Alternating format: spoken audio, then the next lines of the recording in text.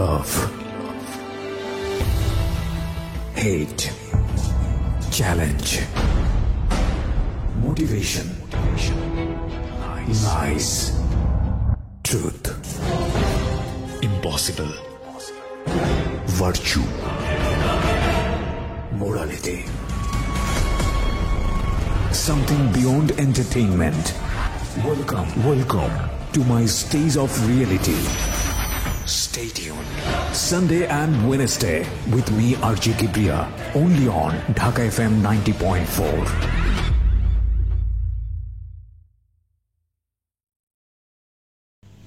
আসসালামু আলাইকুম, সবাইকে শুভেচ্ছা। আমি আরজি কিবরিয়া বলছি ঢাকা এফএম এর ইউটিউব চ্যানেল থেকে। আমাদের চ্যানেলটি হচ্ছে www.youtube.com/dfm904, যে অরিজিনাল চ্যানেলে এই মুহূর্তে আপনারা আছেন। তো সবাইকে অনুষ্ঠান শোনার আগে বিনীতভাবে অনুরোধ করছি আমাদের চ্যানেলটি সাবস্ক্রাইব করবার জন্য। এখানে সাবস্ক্রাইব বাটনটি আছে, প্লিজ ক্লিক করবেন। পাশে একটা বেল বাটন আছে, বাটনটি অন করে নেবেন। সবার প্রতি রিকোয়েস্ট থাকছে। Thank you very much. এই অনুষ্ঠানটি শ্রোতাদের জীবন গল্প ভিত্তিক অনুষ্ঠান। এই অনুষ্ঠানে শ্রোতারা স্বেচ্ছায় নিজেদের জীবনের গল্প বলেন। শ্রোতারা যা এখানে বলেন তা সরজমিনে ইনভেস্টিগেটেড নয়, সুতরাং সেদিক থেকে বিশ্বাস অবিশ্বাস একান্তই আপনার নিজের। সম্পূর্ণ বিনোদনমূলক এই অনুষ্ঠানটি আমাদের ব্যক্তি জীবনে কখনো কখনো শিক্ষণীয় ভূমিকা রাখে। এই অনুষ্ঠানে যারা আসেন স্বেচ্ছায় অংশগ্রহণ করেন। এই অনুষ্ঠানে কনফেস করবার পরে কিংবা জীবন গল্প বলবার পরে তার ব্যক্তি ও সামাজিক জীবনে কোনো বিরূপ প্রভাব পড়লে সেটার জন্য রেডিও কর্তৃপক্ষ দায়ী নয়। জীবন গল্প, জীবন গল্প, জীবন নাটকের চেয়েও নাটকীয়। প্রিয় শ্রোতা, আপনাদের সবাইকে আমন্ত্রণ জানাচ্ছি জীবন গল্প অনুষ্ঠানে। আমি আরজি কিবরিয়া আপনার সঙ্গে রয়েছি এবং আপনারা শুনছেন বাংলাদেশের বৃহত্তর রেডিও নেটওয়ার্ক ঢাকা এফএম 90.4। সারা দেশব্যাপী যারা এই অনুষ্ঠানটি শুনছেন তাদের সবাইকে একবার আমন্ত্রণ জানিয়ে শুরু করছি আবারও। আপনারা নিশ্চয়ই জানেন এখানে যারা জীবন গল্প বলতে আসেন তারা প্রত্যেকটা জীবন গল্পেই আমাদের জন্য কোনো না কোনো মেসেজ নিয়ে আসেন, যেগুলো মানুষের জীবন পাল্টে দেয় পজিটিভ অর্থে। তো আজকের এই গল্পটা আসলে সেই অর্থে কিরকম সেটাতে আমি প্রথমেই মন্তব্য না করি, আমি বরং গল্পে ঢুকি, তারপর আপনারা ধারাবাহিকভাবেই জানতে পারবেন। এবং একই সাথে বলতে চাই, বাংলাদেশের রেডিও এরিনার একমাত্র রেডিও যেটার দুটো অনুষ্ঠান একই সাথে রেডিওতে চলাকালীন সময় ইউটিউবে প্রিমিয়ার হয় নির্ঝঞ্ঝাটভাবে, সেটা হচ্ছে ঢাকা এফএম এর জীবন গল্প এবং সিক্রেটস। এই দুটো অনুষ্ঠান ঠিক বুধবার এবং রবিবার রাত 11টায় আপনি ইউটিউব চ্যানেলে গেলে আপনি প্রিমিয়ার শুনতে পাবেন। এখন অনেকেই যারা ওখানে আছেন তারা শুনতে পাচ্ছেন। আমাদের ঢাকা এফএম এর ইউটিউব চ্যানেলটি হচ্ছে www.youtube.com/dfm904। আমি আবারও বলছি www.youtube.com/dfm904। এবং অনুষ্ঠানের শুরুতেই আরেকটি বিশেষ অ্যানাউন্সমেন্ট আপনাদেরকে দিয়ে তারপরে আমি শুরু করতে চাই। সেটা হলো, আপনারা নিশ্চয়ই রেডিও আম্বার যারা শুনেছেন, আমি ওই রেডিওতে একটি মাইক্রোফোন টেস্টিং 1024 নামে বাংলাদেশের রেডিও এরিনার প্রথম মিউজিক রিয়েলিটি শো করছি। Radio Amber basically is a sister concern of Dhaka FM. তো রেডিও আম্বারে আপনি যদি অডিশন দিতে চান এবং আপনার গানের গলা যদি খুব ভালো থাকে, বাংলাদেশের ফার্স্ট রেডিও মিউজিক রিয়েলিটি শোর একটা যদি পার্ট হতে চান, 2019 সালের আমরা অলরেডি কমপ্লিট করে ফেলেছি। 2020 সালের জন্য অডিশন চলছে। এবং আপনি যদি মনে করেন যে 2020 সালের সেরা ভয়েস হবেন, আপনি রেডিও এরিনার ফার্স্ট মিউজিক্যাল রিয়েলিটি শো, সেটার আপনি সেরা ভয়েস হবেন। এবং সেটার জন্য আপনাকে যেটা করতে হবে, অডিশন দিতে হবে। কিচ্ছু না, একটা নম্বরে ফোন করে একটা দুটো গান গিয়ে শোনাতে হবে। আমরা আপনার গানের গলা শুনেই আপনাকে সিলেক্ট করবো যে আপনি গান গাইতে পারবেন কি পারবেন না। এবং আপনি যদি না হন, তাহলে আপনার জানাশোনা যদি কেউ এরকম থাকে খুব ভালো গান করে, তাকে পাঠিয়ে দিতে পারেন। ফোন নাম্বারটি আমি প্রথমেই জানিয়ে রাখছি, 09611001024। আমি আবারও বলছি 09611001024। এই নাম্বারটি 24 ঘন্টা খোলা আছে অডিশনের জন্য। ওকে, চলুন আমার যিনি গেস্ট রয়েছেন আজকে তার সঙ্গে পরিচিত হই। প্রথমে নামটা একটু বলেন প্লিজ। জি, আমার নাম লুভা। লুভা না লুবা? লুভা। লুভা, জি। নামের অর্থ জানা আছে? না, নামের অর্থ জানা নাই। তো লুভা, বয়স কত? 20। এখন 20 বছর বয়স। জন্ম জেলা? আমার দাদুবাড়ি মানিকগঞ্জ। দাদুবাড়ি মানিকগঞ্জ, মানে আপনি কি মানিকগঞ্জে বড় হয়েছেন? না, আমার বড় হওয়াটা গাজীপুর। গাজীপুরে? জি। পড়াশোনা করেছেন? হ্যাঁ, পড়াশোনা করছি। ওকে, তো ঠিক আছে, শুরু করেন, শুনি কোথা থেকে কি হলো না হলো। আমার ছোটবেলাটা একদমই অন্যরকম ছিল। আমি খুব বোকা টাইপের মেয়ে যাকে বলে, ওরকমটা ছিলাম। কয় ভাই বোন ছিলেন আপনারা? আমার ছোট 2 ভাই আছে। মানে আপনি সবার বড়? আমি সবার বড়। বাবা কি করতেন? আমার বাবা কুয়েত থাকে। এখনো কি কুয়েত আমার থাকে? বাবা এখনো কুয়েত থাকে, গত 22 বছর যাবত কুয়েত আছেন উনি। ও, তার মানে তো আপনি জন্মের পরে বাবাকে সেভাবে দেখিনি বলে না, তাহলে? সেভাবে আমার বাবাকে কাছে পাইনি, যেটা ছোটবেলা থেকে আমার একটা আক্ষেপ ছিল যে ভালোবাসাটা কম পাইছি। আচ্ছা আচ্ছা দেন সেখান থেকে আমার ছোটবেলাটা বড় হওয়া আমার নানু বাড়িতে। আচ্ছা। আমি 5 বছর অব্দি নানু বাড়িতে ছিলাম। তারপর দাদু বাড়িতে নিয়ে এসে আমার স্কুলে ভর্তি করে। সেখান থেকে স্টুডেন্ট হিসেবে খুব ভালো ছিলাম, অত্যন্ত ভালো স্টুডেন্ট ছিলাম। কিন্তু আমার আব্বু আর আম্মুর মধ্যে ঝামেলা করতো আমার দাদু, যার জন্য স্কুলে পড়াটা হইতেও কিন্তু আবার মাঝে মাঝে গ্যাপ পড়ে যেত, ঝগড়া হওয়ার জন্য চলে যেতে হতো নানুর বাড়িতে। একবার টোটালি সব কিছু নিয়ে সেটেল হলাম নানু বাড়িতে। দেন আব্বু যখন বাংলাদেশে আসলো তার আগেই কিছু কথা বললো। তারপর নানু বাড়ি থেকে থানা পুলিশ করার পর ওখান থেকে নিয়ে আসলো। তারপর সেখান থেকে আস্তে থানা আস্তে পুলিশ কেন হলো? থানা পুলিশ হলো আমার আম্মুর নামে কিছু কথা বলছিল বাজে, যার জন্য এটা কে বলেছিল? আমার দাদু বাড়ি থেকে। আচ্ছা আচ্ছা। আমার বড় চাচা বলছিল যে তুমি, মানে আমার আব্বুকে, তুমি যদি না ছাড়ো তোমার বউকে তাহলে তুমি চলে যাবা, এরকম কিছু একটা বলছিল। সামহাউ একটা ফ্যামিলি প্রবলেম নিয়ে থানা পুলিশ করতে ছিল। হয়েছে। তখন আব্বু ডিরেক্ট বলে দিয়েছিল যে তোমার বউকে যদি তুমি ছাড়তে পারো তবে আমার বউকে ছাড়বো। তারপর আর কারো কোনো কথা থাকে না। সেখান থেকে স্কুলে আমি নর্মালি কেজি স্কুলে পড়তাম। তো কেজি স্কুল আগের দিনে স্টুডেন্টের সংখ্যা খুব কম থাকতো, সেই সূত্রে স্টুডেন্ট কম আর আমি খুব চুপচাপ ছিলাম। তারপর ওখান থেকে আমাদের কেজি স্কুলটা 3 পর্যন্ত ছিল, যেহেতু টাকা লাগতো প্রচণ্ড, সবার পক্ষে সম্ভব ছিল না। তারপর আমার ক্লাস 4-এ ভর্তি করানো হলো প্রাইমারিতে। সেখানে স্যারের খুব প্রিয় হয়ে উঠছি আমি, কারণ খুব ভালো স্টুডেন্ট ছিলাম। তো তখন থেকে আস্তে আস্তে আমার পড়ার প্রতি থেকে মনটা সরে আসলো, ফ্যামিলির ঝামেলা এই সমস্ত কিছু ভালো লাগতো না। তারপর ওখান থেকে একটা ছেলে আমায় খুব ডিস্টার্ব করতো আমার এলাকার। আমি যখন ক্লাস 4-এ পড়ি, প্রেম কি ভালোবাসা কি বুঝি না, বুঝার বয়সও না অ্যাকচুয়ালি। আমি হাফ প্যান্ট পরে দৌড়াই, তখন আমি গায়ে জামাও পরি না, এতটাই ছোট। তখন নর্মালি নিছি আমি। আমার আম্মা ওই ছেলেটাকে জামাই বলে ডাকতো সবসময়, কারণ আমি ছোট, ওইভাবে নেয় নাই। কিন্তু ছেলেটা সত্যি সত্যি আমায় খুব পছন্দ করতো, এতটাই পছন্দ করতো যার জন্য আমাদের ওখান থেকে চলে আসতে হয়। আমাদের গাজীপুর আগে থেকে বাড়ি ছিল, কিন্তু এখানে আমরা সেটেল ছিলাম না। তারপর গাজীপুরে এসে সেটেল হলাম। এখানে এসে সেটেল হওয়ার পর আমার নতুন করে ভর্তি করলো। এখানে ভর্তি হওয়ার পর যেটা হলো, কোনো ফ্রেন্ড নাই, আমি চুপচাপ মানুষের কাছে সবাই কম আসে খুব। দেন আমি একাই থাকলাম স্কুলে। এটা কোন ক্লাসে? এটা তখন ক্লাস 8-এ। ক্লাস 8, ওকে। তারপর 3 মাস পর একটা মেয়ের সাথে আমার আলাপ হলো, ওর নাম তানিয়া। ওর সাথে আমার এত ভালো ফ্রেন্ডশিপ হইলো, মানে একজন আরেকজনের সাথে থাকতে পারি না। আমার আম্মা ওকে আমার বর বলতো, মানে ও যা বলতো আমি তাই শুনতাম। ও বিবাহিত ছিল। ওকে। আমাদের এলাকা আর ওদের এলাকা পাশাপাশি ছিল। তারপর ওখান থেকে আস্তে আস্তে আমাদের বন্ডিংটা ভালো হলো, কিন্তু ও একটু অন্যরকম ছিল, একটু না অনেকটাই। ও অন্যকে টাকা খাওয়া পছন্দ করতো। ও আমার সাথে আসতে যাইতো, কখনো ভাড়া নিতাম না। দেন আমরা এইভাবে আস্তে আস্তে কিছু বছর কাটাই। কিন্তু এর মাঝে আমরা এই এফএমটা খুব শুনতাম, মানে আমি প্রচন্ড ফ্যান ছিলাম। আমার এমন অবস্থা ছিল, এটা না আসলে আমার ভালো লাগতো না। আচ্ছা। ঘুমাইতে পারতাম না, মানে বুধবার মানে আমার এফএম শুনতে হবে, এরকম একটা ব্যাপার ছিল। তো আমার থেকে ওরও নেশা হয়ে গেল। তানিয়ার নেশা হয়ে গেল, কিন্তু ও কখনো রাত জাগতো না, ও প্রচন্ড প্রেম করতো। বিবাহিত থাকা অবস্থায় প্রেম করতো। ওর বর থাকতো ঢাকা, ও থাকতো গাজীপুর। ওকে, ঠিক আছে, অন্য সম্পর্কে খারাপ কিছু না বলি। হ্যাঁ। দেন ও ক্লাসে, মানে ক্লাসটা মিস দিয়ে আসে না, চুরি করে সে ক্লাসে শুনতো, আমি রেকর্ড করে রাখতাম, ও সকালে শুনে নিত। আচ্ছা। তারপরে এভাবে আমাদের চলতে থাকে দিন। এর মাঝে একদিন দেখা হয়, শুরুর দিকেই একটা ছেলের সাথে দেখা হয় ওর এলাকার। ও বলে যে এই ছেলেটা বিয়ে করছে কিছুদিন আগে, তখন মাত্র 13 দিন হয়েছে বিয়ে করছে। আমি বললাম এতটুকু ছেলের বয়স কত, বিয়ে করছে? পরে আমি ব্যাপারটা ওখানে ছেড়ে দিই, আমার ওটা না কোনো মাথা ব্যথা ছিল না। আমি তখনও চুপচাপই, আমি তেমন কিছু বলতাম না। দেন আমি যখন 9-এ উঠলাম, আমার ক্লাসে একটা স্যার ছিল, উনি আমাকে পছন্দ করতো, মানে এতটাই পছন্দ করতো যা বলার বাইরে। ক্লাস টিচার পছন্দ করতো? আমার ক্লাস টিচার, ওনার হাইট 6 ফুট, যার তুলনা আমি একদমই পিচ্ছি, আমার হাইট 5 ফুট 10। পছন্দ মানে কি স্টুডেন্ট হিসেবে পছন্দ করতো না নাকি অন্য স্টুডেন্ট হিসেবে না, উনি আমায় আচ্ছা। লাভ করতো। বুঝলেন কিভাবে? আমি কখনো বুঝতে পারিনি, ক্লাস করাইতো উনি, ক্লাসে সপ্তাহে একদিন হয়তো ক্লাস করাইতো, বাকি 5 দিন শুধু প্রেমের গল্প, আদার্স কিছু এরকম ক্লাসের সবার মধ্যে? সবার মধ্যে। কি আমাদের স্কুল রে বাবা এটা? ওনার দেখে প্রচন্ড ভয় পাইতো, উনি প্রচন্ড মারতো, প্রচন্ড পরিমাণ ব্যাট দিত। আমাদের বিজ্ঞান ক্লাস নিত, যেখানে বিজ্ঞানে ওপেনলি কথা বলতে হয়। হ্যাঁ। আমি কমার্সের স্টুডেন্ট, কিন্তু আমি কখনো ওসব নিয়ে মাথায় ঘামাইনি।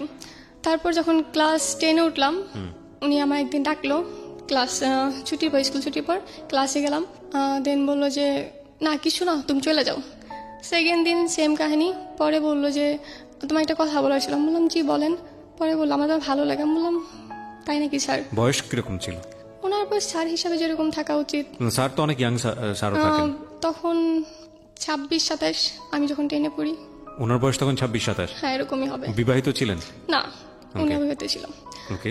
তারপর ওখান থেকে উনি বলে যে না আমি তোমায় লাভ করি। আমি বললাম এটা কি বললেন স্যার? এটা বলে আমি চলে আসলাম। উনি আবার আমাদের স্কুল অ্যান্ড কলেজ, উনি কলেজের মধ্যে খুব তেরা ছিল, মানে এতটাই তেরা, কখনো স্কুলে যে ফর্মালিটিগুলো ছিল কখনো পালন করতো না। দেন সেখান থেকে 1 সপ্তাহ পর উনি স্কুলটা ছেড়ে দিল, জবটা। তারপর আমার বাসায় বিয়ের প্রস্তাব গেল। আমার বাসায় অলওয়েজ বিয়ের প্রস্তাব আসে। আমি যখন ক্লাস 8-এ পড়ি তখন থেকে আমার বাসায় বিয়ের প্রস্তাব আসে, তো আমি এটা নর্মালি নিছি। দেন আমি কিছুদিন পরে জানতে পারি যে ওটা আমার স্যার। ওকে ওকে। মানে আমি তখন শকড, মানে প্রচন্ডভাবে। আমি বললাম যে এটা কিভাবে সম্ভব, যে স্যার কিভাবে একটা স্টুডেন্টের সাথে বিয়ে করব, আর আমার স্যার হয়, তাকে আমি কিভাবে আমার বর হিসেবে মাইনে নিব? এটা আমি কোনোভাবে অ্যাকসেপ্ট করতে পারি না।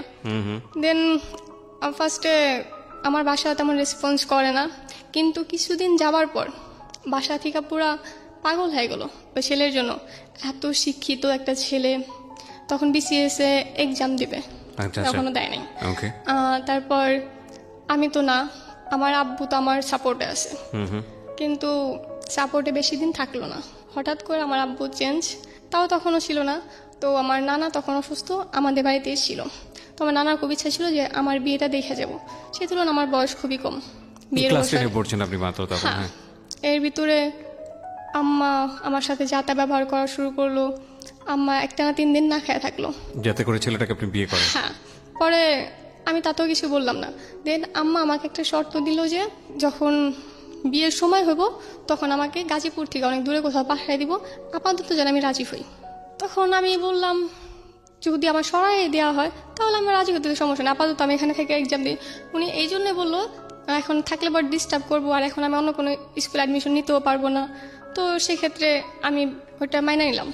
দেন ওখান থেকে আয়সা, মানে ওর বাড়ির লোক, স্যারের বাড়ির লোক আয়সা আমার আংটি পরাইলো। আচ্ছা। আংটি পরানোর পর আমার স্কুলের কিছু ফ্রেন্ড ছিল, তানিয়া তো মাস্ট বি ওখানে ছিল, আরও 2টা ফ্রেন্ড ছিল। আমি সেদিন জানতাম না যে আমার সাথে কি হতে যাইতেছে। তো তানিয়া আং পাড়ায় বললো যে আজকে ওর বিয়ে। তো তানিয়া যা বলে আমি তাই করি, আমি ওখানে কখনো নাক গলাই না। তো যাই হোক, সেখান থেকে আংটি পরানোর পার্ট শেষ হলো। হ্যাঁ, তারপর বিয়ের দিন ঠিক করবে, তারা খুব তাড়াহুড়ায় আছে। এখন আমি তো আর রাজি হইতেছি না, কারণ আম্মা আমার একটা শর্ত দিছে যেটা আমি জানতামই না। তো তার মধ্যে আমার বার্থডে হলাম 17 তারিখে। আচ্ছা। তো আমার বার্থডের দিন আমার এক্সাম ছিল। আমি সেদিন দুপুর 12টার দিকে চলে আসি বাসায়, যেহেতু সকালে এক্সাম ছিল। বাসায় চলে আসি, আসার পর আমি প্রচন্ড টায়ার্ড। তো আমার রুমে নর্মালি কেউ ঢোকে না কখনোই আমার পারমিশন ছাড়া। আমার আম্মা সেদিন আমার রুমের খাটটা অ্যাকচুয়ালি চেঞ্জ করতেছিল, মানে এক সাইড থেকে আরেক সাইডে নিতেছিল। তো যেটা আমার একদম পছন্দ হয়নি। তো আমার ছোটখাটো যে কোনো ব্যাপারে আমি আব্বুকে শেয়ার করি, আব্বু আমার জান, আমি আব্বুর জান, এরকম একটা ব্যাপার। তো আমি সাথে সাথে আব্বুকে ফোন দিলাম। ফোন দেওয়ার পর আব্বু ফোনটা ধরতেছিল না। ওর মাঝে আমার স্যার ফোন দিল, 2বার ফোন দিছি, আমি ফোন 2বারই কাইটা দিছি। আমার মাঝে মানে মেজাজ প্রচন্ড খারাপ, আমি কেন তার ফোন ধরবো তখন। তো 5 মিনিট পর দেখুন আমার বাসায় আসছে। আমি স্কুল ড্রেসও খুলিনি, আমাদের স্কুলের ফ্রক ছিল। আমি একটা জাস্ট ওড়না নিছি, ওড়না বলতে গামছা নিছি ঘরে। দেন উনি আসলো, আইসা আমার জিজ্ঞেস করলো কি ব্যাপার, ফোন ধরতেছে না কেন? আমি বললাম এমনি বলার সাথে সাথে উনি আমার একটা ঠাস করে চড় মারলো। কোনো কথা না, জাস্ট উনি বলছে যে ফোন ধরো না কেন, আমি বলছি এমনি। উনি আমার চর মারছে। প্লেসটা কোথায় ছিল, মানে আপনার বাসায়? আমার বাসায় আমার রুম রাখা, আমি আমার রুমে গিয়ে, মানে টিভির রুম, আমার রুমে টিভি রাখা, ওখানে আমি গেছি। মানে আপনার বাসায় তখন ওর যাতায়াত ইজি ছিল? এই যে ছিল বলতে আসতো মাঝে মাঝে, আম্মা অ্যালাউ করতো। ওকে, মানে তখন শুধু এঙ্গেজমেন্ট হয়েছে। ক্লাসে গিয়ে পড়াতো, কি পড়াতো? বিজ্ঞান? বিজ্ঞান পড়াতো আমাদের। আচ্ছা, সবাই জানতো? সবাই জানতো যে আপনার সঙ্গে এই এঙ্গেজমেন্টটা হয়ে আছে এই স্যার? হ্যাঁ, মানে উনি তখন স্কুল ছেড়ে দিছে আমাদের। ও স্কুল ছেড়ে অন্য স্কুলে চলে গেছে? তখন অন্য স্কুল যায় নাই, উনি আমার বাসায় বিয়ের প্রস্তাব পাঠানোর 1 সপ্তাহ আগে স্কুল ছেড়ে দিচ্ছে, যাতে স্কুলে ওনায় কোনো কিছু বলতে না পারে। আচ্ছা আচ্ছা, ওকে। তো তখন কি করছে উনি? তখন উনি বেকার। তো বেকার অবস্থায় ওনাকে বিয়ে দিয়ে দিচ্ছে আপনাকে ওনার সঙ্গে? ওই বিসিএস ক্যাডার হবে, ওনার অনেক টাকা হবে। বিসিএস ক্যাডার তো হয়নি এখন পর্যন্ত, তার আগে? মানে তারা ভাবছে যে শিক্ষিত, এত শিক্ষিত। কোথা থেকে পড়াশোনা করেছে ছেলেটা? ওনার বাসা ধামরাইল। না, পড়াশোনা করছে ইউনিভার্সিটি? আমি এত কিছু জানতাম না অ্যাকচুয়ালি, আমার ওনার প্রতি কোনো ইন্টারেস্ট ছিল না, ওনার প্রতি আমি কোনো। ঠিক আছে, আপনার গায়ে হাত তুললো, তারপর? হাত তুললো, আমি মানে খুব রেগে গেলাম। মানে সেখানে উনি আবার প্রশ্ন করছে ফোন ধরো নাই কেন, আমি আবারও বলছি এমনি। উনি আরেকটা চর দেওয়ার পর আমি চেয়ারে গিয়ে পড়লাম। চেয়ারটা আমাদের ছিল 15 বছর আগের, সেই চেয়ারটার সাথে সাথে ভেঙে গেল এত জোরে। মানে একজন টিচারের হাতেও তো যথেষ্ট শক্তি থাকে না, সব টিচারের হাতে যে শক্তি থাকে বিষয়টা এরকম না, মানে কিছু কিছু থাকে। উনি তো আগে বলছেন উনি প্রচন্ড মারতো, ওনা দেখা প্রচন্ড ভয় পাইতো সব স্যাররা, মানে স্টুডেন্টরা প্লাস স্যাররা ওনায় অ্যাভয়েড করতো। আচ্ছা, এরকম একটা ব্যাপার ছিল।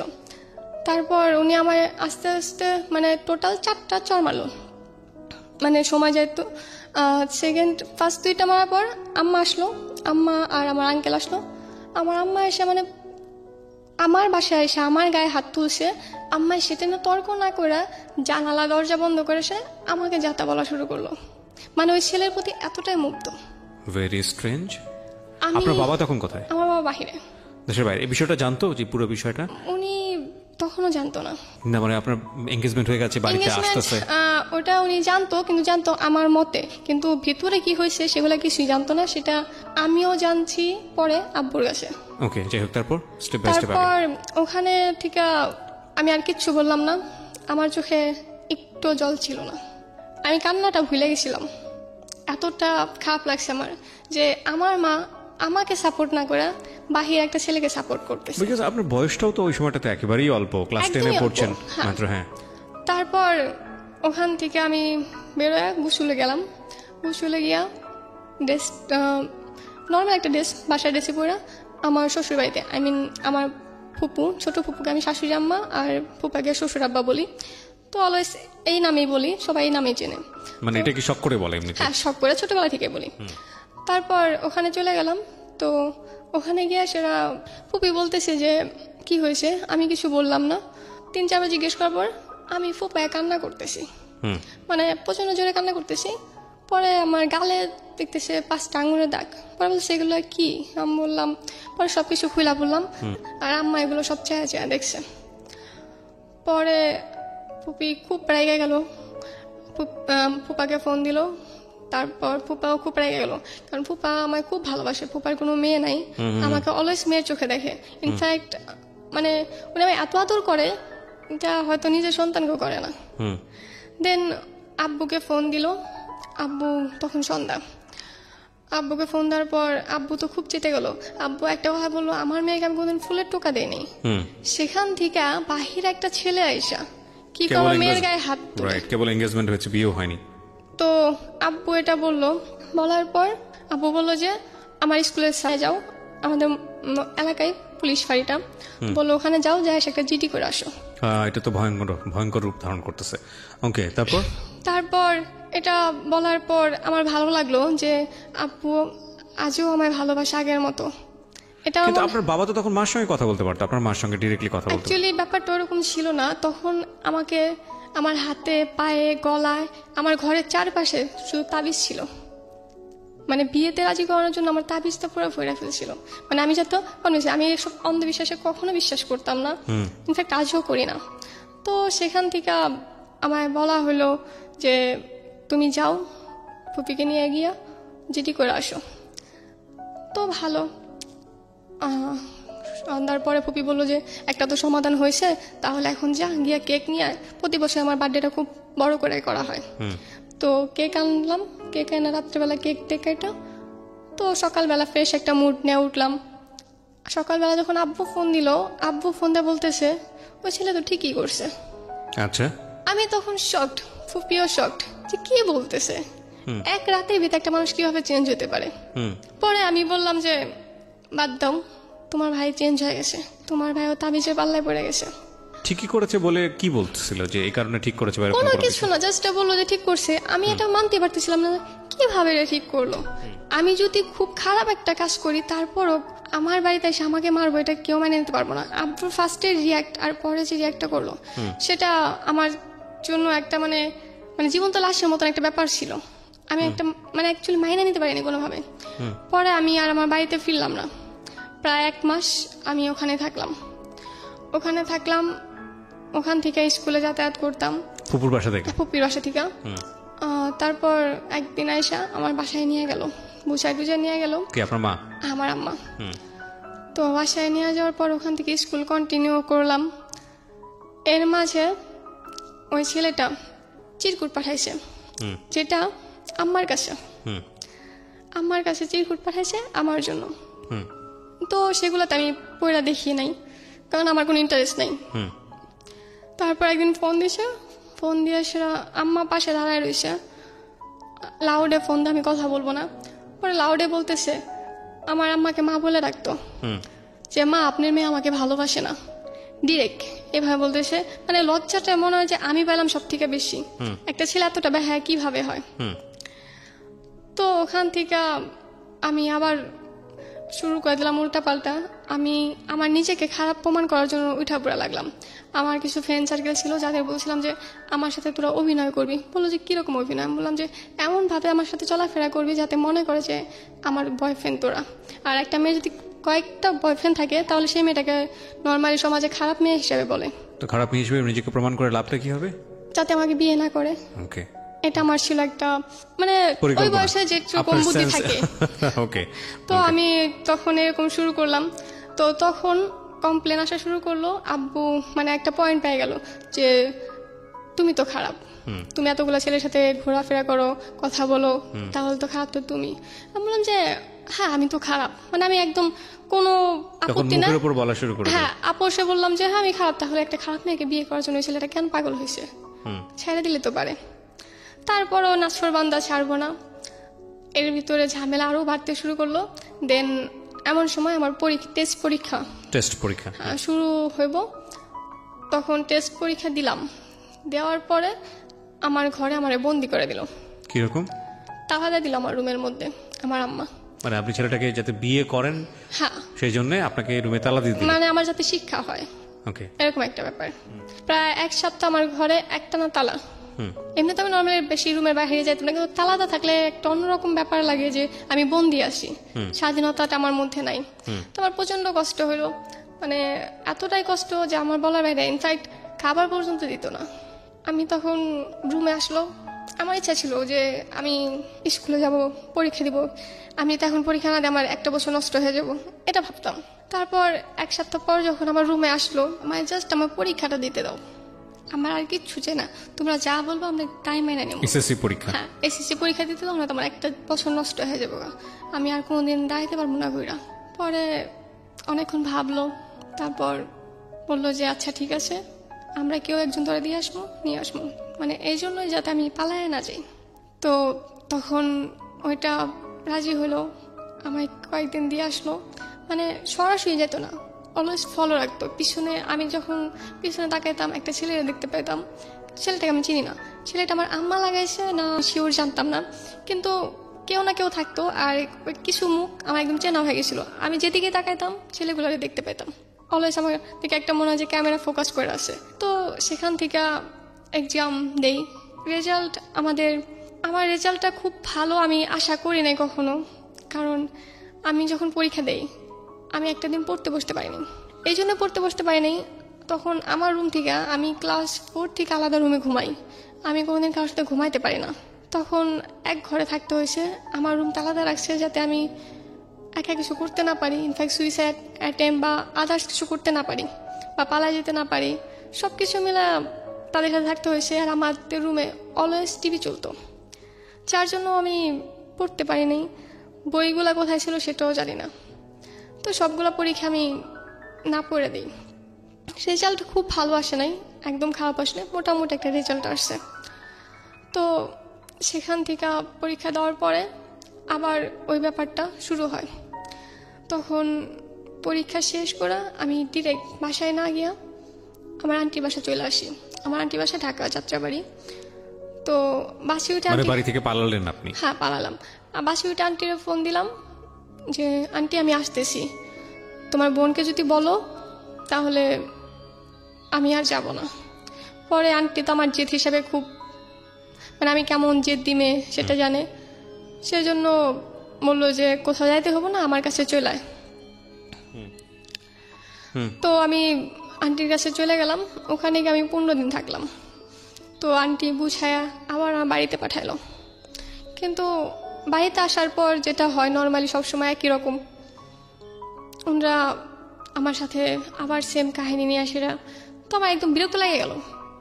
পরে আমি বললাম যে এই সমস্ত বাদ দাও, হয়তো আমি ভুলভাল কিছু করে ফেলবো। তাও তারা শুনলো না। দেন আমার প্রতি এতটা প্রেশার ক্রিয়েট করলো, যার জন্য আমি সুইসাইডটা মানে একদম ফিক্সড করে নিলাম যে এটা আমার করতে হবে। মানে আমার জীবনটা একদম অন্ধকার মনে হয়েছে। আমি আদার্স কিছু ভাবতে পারতেছিলাম না। মনে হতো যে এটা কোনো জীবন না। বাবা মা এরকম হয় নাকি, যারা আমি সব থেকে বেশি ভালোবাসতাম সে আমার সাথে এরকমটা কীভাবে করলো। মানে সম্পূর্ণ ডিপ্রেশনে চলে গেছি আমি। তারপর সেখান থেকে আস্তে আস্তে কীভাবে যেন মানে আমার এরকম ছোড়াছড়িতে বাসা থেকে না করছে না কি জানি না। তারপর দেখলাম ব্যাপারটা একটু ধামাচাপা পড়ছে। এর মধ্যে কলেজে ভর্তি হওয়ার সময় হয়ে গেল। কলেজে ভর্তির জন্য আম্মা না বলল, কিন্তু আব্বু বলল যে যাই হোক ব্যাপারটা হয়তো ভুলে গেছে, ও ভর্তি করায় দাও। আগের ব্যাপার না, তারা মানে অনুতপ্ত যে না আমরা অন্যায় করছি, আমার সাথে যেটা হয়েছে সেটা অন্যায় হয়েছে, আমাকে জোর করাটা ঠিক হয় নাই। অনুতপ্ত কেন হলো? সুইসাইড করার অ্যাটেম্প্ট নেওয়ার কারণে? হ্যাঁ। তো সেখান থেকে সুইসাইড করার অ্যাটেম্প্টে আপনি, ওরা কি বুঝতে পেরেছিল যে আপনি সুইসাইড করতে যাচ্ছেন এরকম কোনো কিছু? আমার হাতে এখানে কাটা, এখানে 4টে সেলাই করা। দেন আমি হাত কাটা, তারপর যেটা বলে বিষ খাওয়া, ওরকম মানে আমি প্রচন্ড মানে ডাগের মতন হয়ে গেছিল। আমি করতাম কি বলে ঘুমের ট্যাবলেট খেতাম। একদিন লাস্টে আমি খাইছিলাম মানে রেগুলারই 8-10টা করে খাইতাম, লাস্টের দিন আমি 16টা খাইছিলাম। তখন মানে আস্তে আস্তে আমার ব্যাপারটা খুব বাজে হয়ে গেছিলো। মানে এতটা খারাপ অবস্থা দেখা মা বাবা তো হাজার হোক হয়তো একটা অন্য কিছুর ভিতরে চলে গেছিল, কোন একটা লোভে বা যাই হোক, শিক্ষিত ছেলে শেষ পর্যন্ত ওখান থেকে ফিরে এসছে যে না ঠিক আছে বিয়ে না করলেও চলবে। হ্যাঁ, ওকে। দেন কলেজে ভর্তি করানোর পারমিশনটা আব্বু নিজে থেকে দিল। কলেজে ভর্তি হলাম, গাজীপুরেই হলাম। ওখান থেকে আমি তখন মাত্র একটা খারাপ সময় থেকে বের হয়েছি, এমনি তো চুপচাপ। তারপর ওখান থেকে আমার ফ্রেন্ডরা আমাকে চুপচাপ বলা শুরু করলো, আর আমি অলওয়েজ মুখ পায়ে ক্লাস করতাম। ফার্স্টে 3 মাস আমার ফেস কেউ কখনো দেখে নাই, না কোনো ফ্রেন্ড না কোনো স্যার। তারপরও খাওয়া দাওয়াটা আমি করতাম না কলেজে, ফেস বের করতে হবে দেখা। তো ফ্রেন্ড সার্কেলটার চাপে পড়া অন্তত টিফিন টাইমে আমার মুখটা খুলতে হতো। তো সেখান থেকে আস্তে আস্তে 2-1 জন করে চেনে। তার মাঝখানে এলাকার একটা ছেলের সাথে আগে চিনতাম, ওই এর আগে আমি বলছিলাম যে একটা ছেলে তানি আমার সাথে পরিচয় করে দিয়েছিল যে বিয়ে করছে। তো ছেলেটাকে আমি অ্যাকচুয়ালি পছন্দ করতাম না। মানে দেখতে খুব সুন্দর, যেমন লম্বা তেমনি বডি ফিটনেস। আমার মনে হতো ছেলেটা খুব অ্যাটিটিউড নিয়ে চলে। আমার আবার অহংকারী মানুষ একদম পছন্দ না। আচ্ছা। আমার আবার গরিবদের খুব ভালো লাগে, অহংকারীদের খুব অপছন্দ করে আমি। আর এটার কারণ হলাম আমার বাবার প্রচন্ড টাকা, কিন্তু আমার মনে হয় যে টাকা থাকলে পরে কেউ ভালো মানুষ হতে পারে না, ভালোবাসা থাকে না। মেন কথা ভালোবাসা থাকে না। কারণ আমি যেটা সব থেকে বেশি ভুগছি, ভালোবাসা কম ছিল আমার মনে হয়েছে। কারণ যদি ভালোবাসা থাকতো আমার মা হয়তো বা তখন আমার পাশে থাকতো। ওই খারাপ সময়টা আমি আমার পাশে পাইনি। তো সেই জন্য ওই ছেলেটাকে আমি তেমন পছন্দ করতাম না। তো ওদের একটা দোকান ছিল, ওর চাচার দোকান, তো সেখানেও জব করতো। আমার আম্মা আবার ওই দোকানে যত গহনা আছে ওখানেই বানায়। তো ঈদের পর ছিল সময়টা, যেহেতু ছুটির টাইম থাকে, তো আমাদের কলেজ ঈদের 3 দিন পরে খুলে। তো সেই ক্ষেত্রে আমার একটা গহনা বানানোর ছিল। তো আম্মা বলে যে ওই দোকানে যেতে হবো। আমি 2 দিন ঘোরার পর ওই দোকানটা খোলা পাইনি। পরে আম্মাকে আমি ফোন দিয়ে বললাম যে না, এটা সম্ভব না, আমি আমার পরিচিত দোকান আছে সেখান থেকে করব। আম্মা বললো যে না, তুমি ওখান থেকে বানাইবা। তো সেক্ষেত্রে বাধ্য হয়ে আমি ওখানে গেলাম।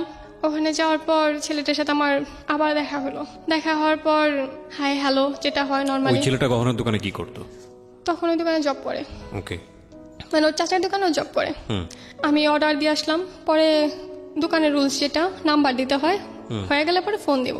তো আমার ফোনে একটা সিস্টেম ছিল যেটা, আমার ফোনে যে কটা নাম্বার সেভ করা শুধু ওখান থেকে কল আসবে, তার বাইরে কোনো নাম্বারে কল আসবে না। তো ছেলেটাকে আমি বলছি যে ভাইয়া আপনার নাম্বারটা দেন, আর সেভ না করলে আমার ফোনে কল আসবে না। তো উনি একটু অন্যরকমভাবে নিয়েছে, একটা মেয়ে আমার নাম্বার চাইছে, মানে ব্যাপারটা একটু অন্যভাবে নিয়ে নিছে। পরে উনি অন্য নাম্বার থেকেও ট্রাই করছে যে আসলে সত্যি বললো না মিথ্যা। তো ট্রাই করে দেখে যে না, আমি সত্যি বলছি। তারপর নেক্সট টাইমে যখন আনতে গেলাম, তখন উনি আমার ফেসবুক নাম্বারটা, মানে অ্যাকাউন্টটা রেখে দিল। ফেসবুকে আমাদের আস্তে আস্তে ফ্রেন্ডশিপ হয়। যে ছেলেটাকে আমি ওর ফেসবুক অ্যাকাউন্ট আপনি কই কেন দিলেন? আপনি এতটা কনজারভেটিভ ভাবে চলেন। আমি পছন্দ করতাম না, তারপরও কেন জানি না হঠাৎ করে তার জন্য আমার একটা অন্যরকম ফিল আসলো। ওকে, তো ফেসবুক অ্যাকাউন্টটা যাওয়ার পর দিয়ে দিলাম। আস্তে আস্তে হাই হ্যালো থেকে খুব ভালো ফ্রেন্ডশিপ হলো। তারপর ফোন নাম্বার নিল। একদিন বললো যে আমি তোমাদের কলেজের ওখানে যাব, আমাকে নিয়ে যাবা? বললাম কেন, আপনি চেনেন না? পরে বললো না এমনি যাবো, আমার ফ্রেন্ড আছে তো ওখানে মিট করতাম। তারপর আমার সাথে কলেজে গেল সকালে। সেখান থেকে আসার সময় সেম, আমি এখন আসবো কি। পরে সেখান থেকে মানে আসা যাওয়াটা শুরু হলো। তারপর ওর আবার শনিবার দিন ছুটি থাকে, যেহেতু জুয়েলার্সের দোকান। তারপরে আবার একদিন আমাদের রোডে, মানে কোনাবাড়ি রোডে প্রচণ্ড জ্যাম থাকে, প্রচণ্ড পরিমাণ, কারণ ফ্লাইওভার হইতেছিল, এখন কমপ্লিট, সেই জন্য জ্যাম থাকতো। তো জ্যামে পড়ছি রাত্রি প্রায় 7টার উপরে বাজে। আমার কোচিং শেষ করে বের হইতে 6টার মতন বাজে। তো ওদিকে রাত হয়ে যায় 7টার মধ্যেই সন্ধ্যা। তো উনি আমার ফোন দেয় যে কোথায় তুমি? আমি বললাম যে আমি তো কলেজ গেট আছি, সো এখানে জ্যামে আছি, আপনি কি আমার ফোনে কিছু টাকা দেবেন? বাসায় ফোন দেওয়া বলতাম যে আমি জ্যামে আছি, নয়তো টেনশন করব। উনি একটু অন্য মাইন্ডে নেয় না, তবে ওনার ফ্রেন্ড সার্কেল দিয়ে যখন বলে ওর মানে তানির বান্ধবী আমি, তানি সবার থেকে টাকা খাইতো, তো আমায় ওরকমই ভাবছে ওর বন্ধুরা। পরে আমি তো টাকা পরে দিন দিয়ে দিব, ইনফ্যাক্ট আমি দিছিলাম, নেয় নাই। তো যাই হোক, উনি বললো যে আচ্ছা তুমি থাকো তাহলে, আমি আসতেছি। তো আমি কলেজ গেট নেমে গেলাম। নেমে যাওয়ার পরে আমি কিছুক্ষণ দাঁড়ায় রইলাম। তারপর দেখি 2টা রিক্সা নিয়ে আসছে। তো রাত্রিবেলা একটা ছেলে একটা মেয়ে নিতে আসছে। কেন জানি না ওই ছেলেটার প্রতি আমার বিশ্বাস জাগলো। আসলো, রিক্সায় বসছি, মানে কারো গায়ে কারোর সাথে একটু ছোঁয়া লাগে নাই, এতটা আমাদের দূরত্ব ছিল এক রিক্সা থাকা সত্ত্বেও। তো আমার সেখান থেকে আরও ভালো লাগলো যে এই যুগে এত ভদ্র ছেলে পাওয়া যায়। তারপর সেখান থেকে আমাদের বন্ধুত্বটা আরও ঘনিষ্ঠ হয়। তারপর আমার মাথায় আসলো যে তানি একদিন বলছিল যে ছেলেটার বিয়ে হয়েছে। তো আমি জিজ্ঞেস করলাম যে আচ্ছা তানি বলছিল যে আপনার বিয়ে হয়েছে, এটা কি সত্যি? পরে বলল না, মানে কিছুক্ষণ ভাবার পর উনি ডিরেক্ট না বলে দিল।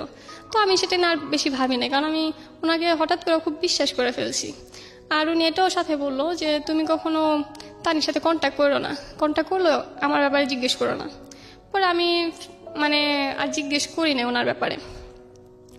তারপর আস্তে আস্তে আমাদের ভিতরে একটা ভালো লাগা তৈরি হয়। যখন ভালো লাগাটা, মানে আমি ওনার প্রতি ওনার ব্যবহার সব কিছুতে আমি একদম ফিদা।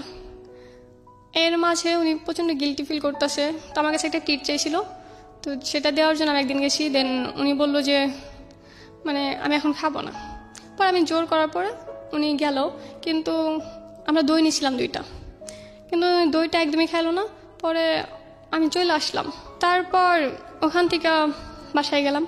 বাসায় যাওয়ার পর রাতে ফোন দিল, বললো যে তুমি আমার একটা প্রশ্ন করছিলা, আমি তোমার মিথ্যা কথা বলছি। আমি বললাম কি মিথ্যা বলছেন? পরে বললো যে আসলে আমার বিয়ে হয়েছে। আমি তখন মানে আকাশ থেকে পড়লাম এরকম একটা ব্যাপার, কারণ তখন আমি অলরেডি ওনার প্রতি অনেকটাই ফিদা হয়ে আছি। আপনি তখন কলেজে পড়েন? আমি তখন কলেজে ও পড়াশোনা করতো না? না, ও পড়াশোনা করতো না বলতে ওর বাসা থেকে ছাড়াই দিচ্ছে। ও একটা গোল্ডের দোকানে কাজ করতো কর্মচারী হিসেবে? হ্যাঁ। আচ্ছা, স্ট্যাটাসটা বোঝার জন্য বলছি। হ্যাঁ। দেন ওখান থেকে আমি বললাম যে যাই হোক বাদ দেন সব, আমরা তো বন্ধুর মতন থাকি। পরে বন্ধুত্ব থাকাকালীন ও আমায় বলে যে না, যেহেতু তুমি আমার বন্ধু, আমার লাইফে সব ঘটনা তোমার জানা উচিত। পরে আমি জিজ্ঞেস করলাম আচ্ছা কি? পরে বললো দেখো আমার মাথায় সমস্যা ছিল, মানে ওর বাসা থেকে এতটাই প্রেশার দিত ওরে, মানে ও খুব ভালো স্টুডেন্ট, মানে এতটাই ভালো, ক্লাসের টপার ছিল। ওকে, টপার ছিল তো ওর বাসা থেকে অলওয়েজ ফোর্স করতো যে পড়ালেখা ছাইড়া দেয়। ইনফ্যাক্ট 2 বার পড়ালেখা ছাড়াইছেও। আচ্ছা। কিন্তু ও পড়ালেখা কখনোই ছাড়তে যেত না, যেহেতু একজন স্কুলের টপার ক্লাসের, সো সে কখনো ছাড়তে চায় না পড়ালেখা। তারপর ওর বাবা জুয়া খেলতো, তাস খেলতো, তো হাইরা যেত। ওর মা গার্মেন্টসে কাজ করতো, কিন্তু ওর মা যখন টাকা দিতে চাইতো না, ওর বাবা ওর মারে মারধর করতো, মারধর করে টাকা নিত, নিয়ে তবুও জুয়া খেলতো। ছেলে মেয়ের পড়ালেখা, ভবিষ্যৎ এই সমস্ত নিয়ে কিচ্ছু ভাবে নাই কখনো। ওনার শুধু একটা নেশা ছিল, নেশায় গেলে যেটা হয় নর্মালি। তারপর সেখান থেকে ওর পড়ালেখা চাপ ছাড়তে হইব, এইগুলা ভাবতে ভাবতে ওর মাথা খারাপ হয়ে যায়, মানে পুরোপুরি পাগল হয়ে যায়। তো পাগল হওয়ার পরে যখন ঠিক হয়, প্রায় কিছু মাস লাগে সময়, ঠিক হওয়ার পরে ওর বাবা যৌতুক নিয়ে ওরে বিয়ে করায়। ওকে ওকে, মানে শুধুমাত্র যৌতুকের জন্য। ও তখন মাত্র ক্লাস 10-এ উঠছে। Very strange. ওকে, তারপর মানে একটা বাচ্চা ছেলে তাকে বিয়ে করায়। আর ওর যখন বিয়ে করায় মাত্র ঠিক হয়েছে, আর একটা যখন বাচ্চা জন্ম নেয় তখন কিন্তু সে কিছু বুঝে না, সেরকম একটা ব্যাপার থেকে বের হইতে সময় লাগে, সেই সময়টা তাকে দেওয়া হয় না। ওর যখন যা বলা হয়তো ও তাই করতো। তো সেখান থেকে ওরে 2 লাখ টাকা যৌতুক নেয়া বিয়ে করায়, কিন্তু 2 লাখ টাকা দেওয়ার কথা ছিল, কিন্তু দেয় মাত্র 1 লাখ টাকা। আর ওদের বাড়ি থেকে গয়না দেয়। ও এগুলো না কোনো মাথা ব্যথা ছিল না। তারপর সোহানের বউ বাসুর ঘরে ওরা যখন রেখে আসে, আর ও তো সোহান তো বাচ্চা, কারণ ক্লাস 10-এ পড়ে। আমার বেলা তাই মনে হয়েছে আমি একটা বাচ্চা মেয়ে, সো সেম যদি আমার এসে হয় তাহলে তাই মনে হবে। তো ওর বোর আগে একটা বিয়ে হয়েছিল, মানে ওর বোর এখন বয়স 30+ হবে, 30 বলছি 35+। ওকে, এখনই শুধুমাত্র যৌতুকের কারণে এই বিয়েটা হয়েছে। হ্যাঁ, যৌতুকের কারণে ঠিক বিয়ে আছে, আমি হয়েছে। ইন ডিটেইল যাচ্ছি না। তারপর কি হলো? আপনার সঙ্গে কি হচ্ছিল কথোপকথন? যাই হোক, তারপর ওইটা বললো, আমি বললাম যে এটা খুব খারাপ হয়েছে, খুবই অন্যায় হয়েছে আপনার সাথে। দেন ও এটা নিয়ে সেরা মানে বলতে বলতে কান্না করে দিল। তো এখান থেকে আমি বেস্ট।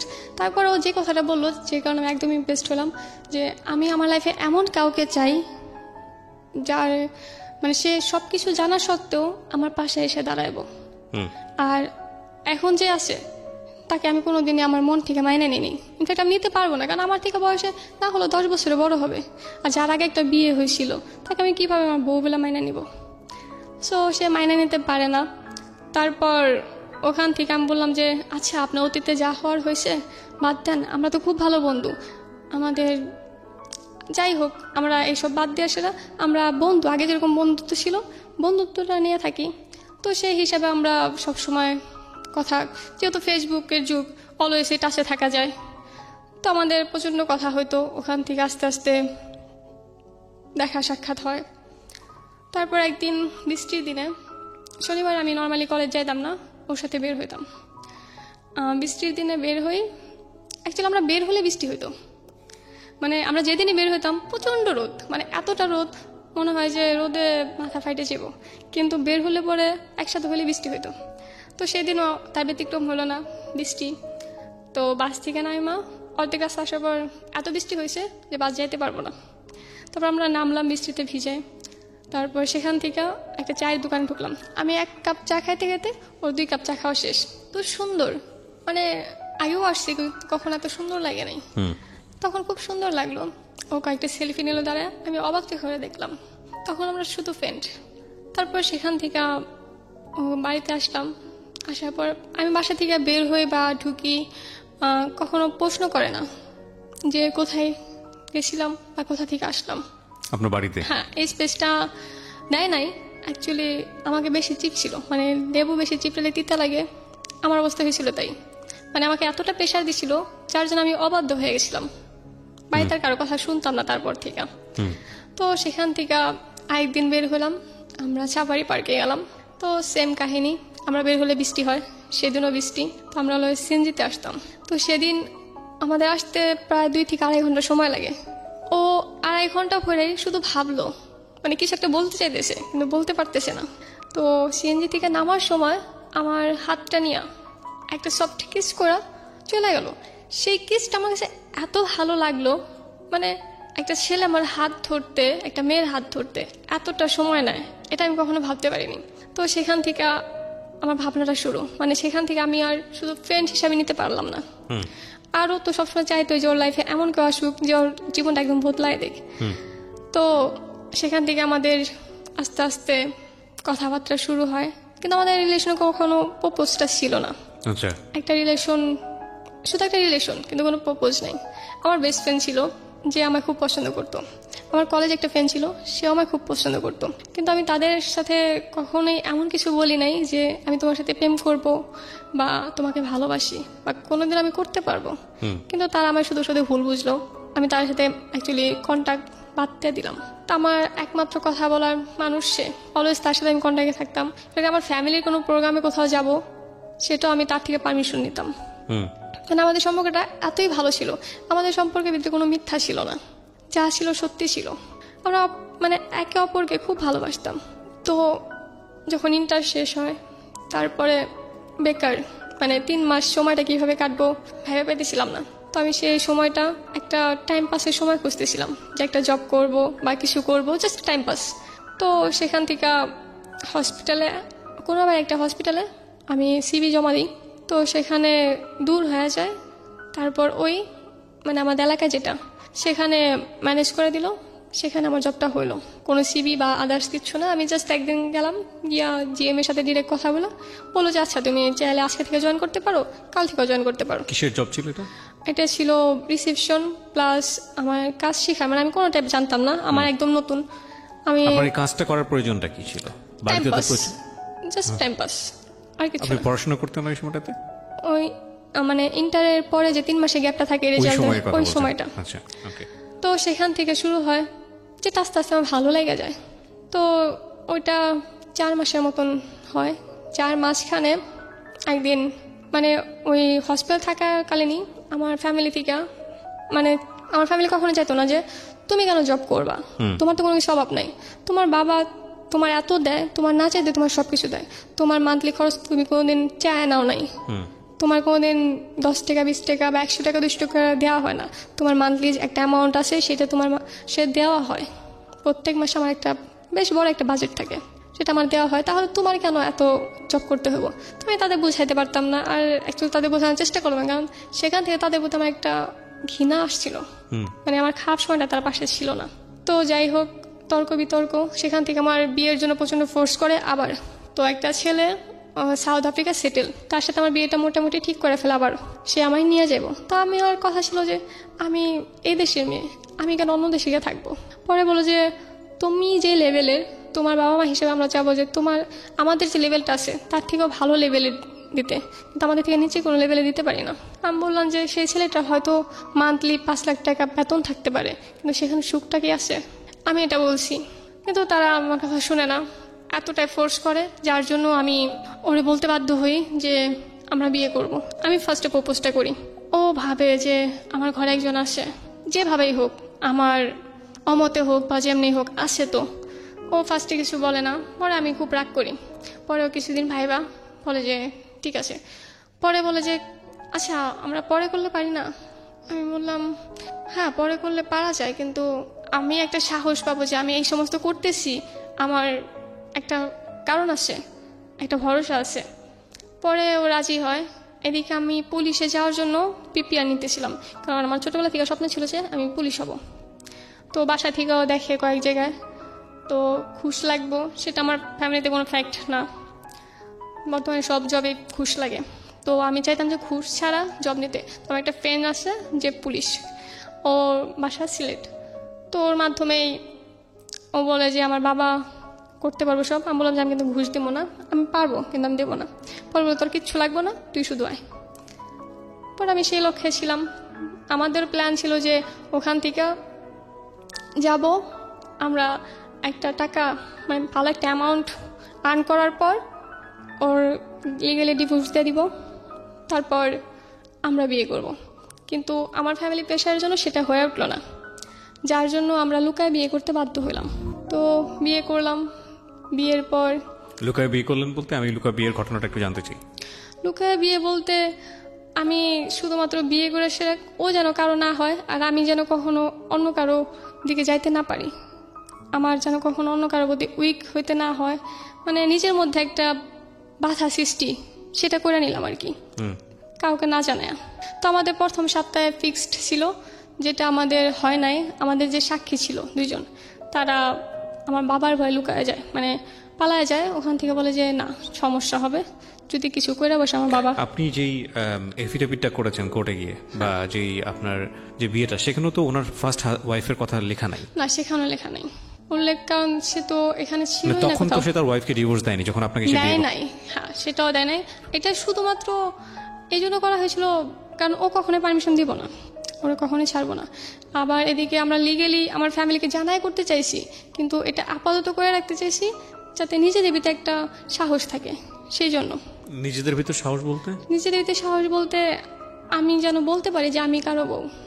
আমি মেন্টালিটির কোনো ব্যাখ্যা পাই না। এটা আপনি ফার্স্ট টাইম না, এরকম অনেক টিনেজার, তখন তো আপনি টিনেজার না বলা চলে, 18 বছর বয়স, তখন টিনেজারই বলা চলে, যারা এখানে আসে এবং এসছে এই একটা জায়গা থেকে তারা বলে যে সে আমি তো কারো ওয়াইফ, সে তো আমার হাজব্যান্ড। বাট এটা কি ইনসিকিউরিটি দেয়, এটা কি দেয় এটা কোনো আসলে? ব্যাখ্যা আমার কাছেও নাই এটা। বাট এটা যে একটা আবেগ। কত বড় সিদ্ধান্ত, এটা কি জানেন? হ্যাঁ, এটা তখন যায় নাই, তবে এখন বুঝতে পারতেছি। আচ্ছা, গো ফার্স্ট, আমরা একটু সামনের দিকে আগাই। তারপর আমার যেদিন বিয়ে হয় সেদিন আমার প্রচণ্ড জ্বর ছিল। আমার জ্বর নর্মালি খুব কম আসে, 4 বছর 5 বছর, সর্বনিম্ন হলো 4 বছর। যখন আসে 1 সপ্তাহ বিছানা থাকবো আর অবস্থা খুব খারাপ থাকবো। তো বিয়ের দিন প্রচণ্ড জ্বর, তো আমি ওরে বলি নাই যে আমার জ্বর। তো সেই অবস্থায় যাই, কিন্তু আসার পরে আমি আবার একটা ফ্ল্যাট নিছিলাম। আমার হসপিটালের সাথে একটা ফ্ল্যাট ছিল, আমাদের নিজস্ব বাড়ি আছে, আমাদের ওখানে 2টা বাড়ি। তার সত্ত্বেও আমি একটা ফ্ল্যাট নিয়েছিলাম। রাত হলে বা টাকার তো সমস্যা নাই। তো আপনাকে হাত খরচটা কে দিত? আমার বাবা দিত। কত টাকা দিত প্রতি মাসে? আমি যখন যেমন দাবি করতাম। তা আনুমানিক অন এভারেজ 5,000 6,000। আর আপনি ফ্ল্যাটটা নিলেন, এটার ভাড়া কত ছিল? ওটার ভাড়া ছিল 3,000। এটা গাজীপুর এরিয়াতে? হ্যাঁ। ওকে, তারপর ওখান থেকে কি হিসেবে ফ্ল্যাট নিলেন? জামাই বউ? না, তাহলে? সিঙ্গেল ফ্ল্যাট নিলেন, ওটা কেন নিলেন তাহলে? সিঙ্গেল ফ্ল্যাট নিলাম জাস্ট কোনো ঝামেলা হলো বা রাতে যাইতে সমস্যা হলো, ডিউটিটা আমার আস্তে আস্তে বাড়তেছিল। রাতে যেতে সমস্যা হলো মানে কোথায় যেতে সমস্যা? মানে আমার বাসা যাইতে ওখান থেকে 10 মিনিট সময় লাগে। তো 10 মিনিটে এটা আপনার বাসায় জানতো যে আপনি যে ফ্ল্যাটটা এখানে ভাড়া নিয়েছেন? জানতো। হ্যাঁ, বাসায় জানতো। ওকে, তার মানে ভাড়াটা তারাই বিয়ার করতো। হ্যাঁ। তো সেখান থেকে আমি অসুস্থ হয়ে 1 সপ্তাহ পর উঠলাম, সেখানে বিয়ের 7 দিন কেটে গেল। বাকি 7 দিন ওইভাবেই গেল। মানে বিয়ে হয়েছে এরকমটা মনে হয় নাই, কারণ বিয়ের পরে 7 দিন দেখি না নিজে বরকে।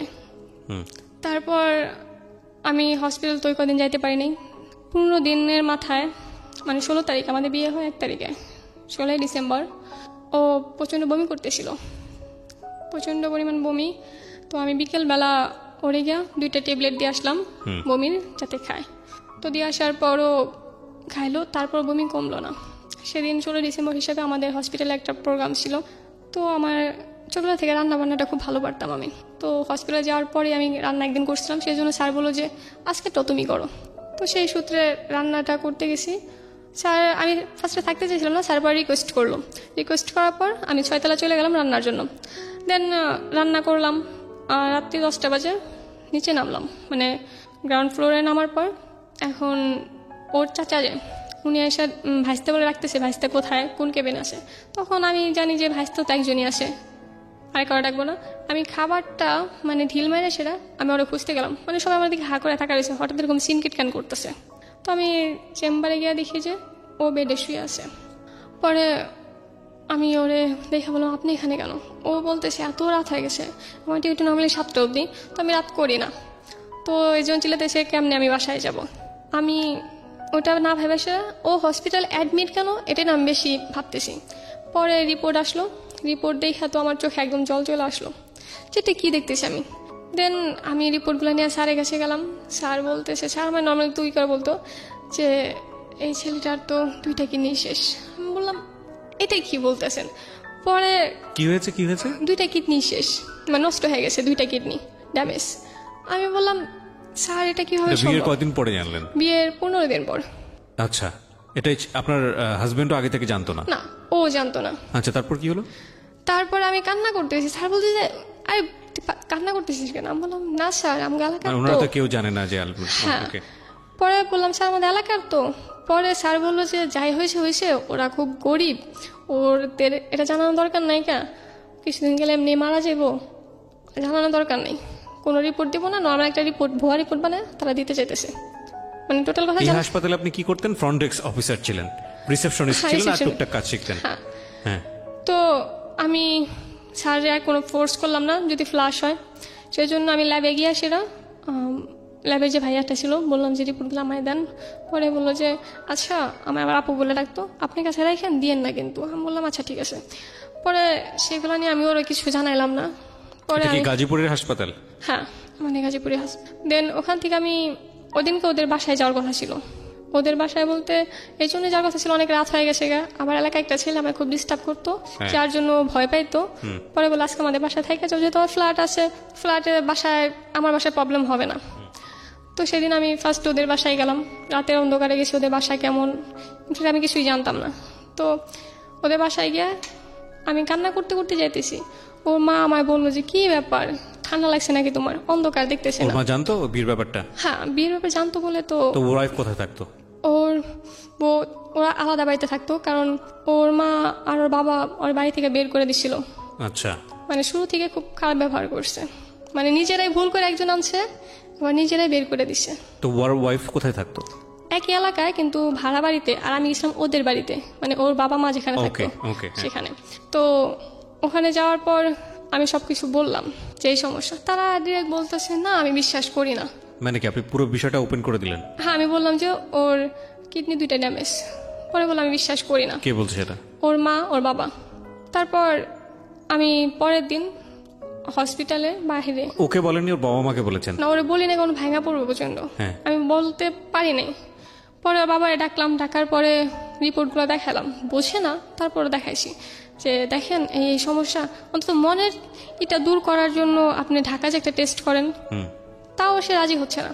পরে আমি বাসা থেকে কিছু না বললাম, আমার বাসা থেকে ওরে নামিয়ে চলে গেলাম ঢাকা কিডনি হসপিটালে, কিডনি ফাউন্ডেশনে আসলাম। আয়সা রাত্রেবেলা ফোন দিয়ে আমারে বললাম যে আমি ঢাকা আসছি, আমার এক ফ্রেন্ডের বাবা অসুস্থ, ও কিছু বুঝে না, তাই আমি নিয়ে আসছি। তো আমার সেরকম কোনো রেসপন্স করে নাই, কিছুই বলে নাই, কারণ আমার অ্যাকচুয়ালি বাইন্দা রাখতে পারে নাই, ছাড়া হয়ে গেছিলাম পুরা। মানে আপনাকে আর কন্ট্রোল করার কোনো ব্যবস্থা ছিল না?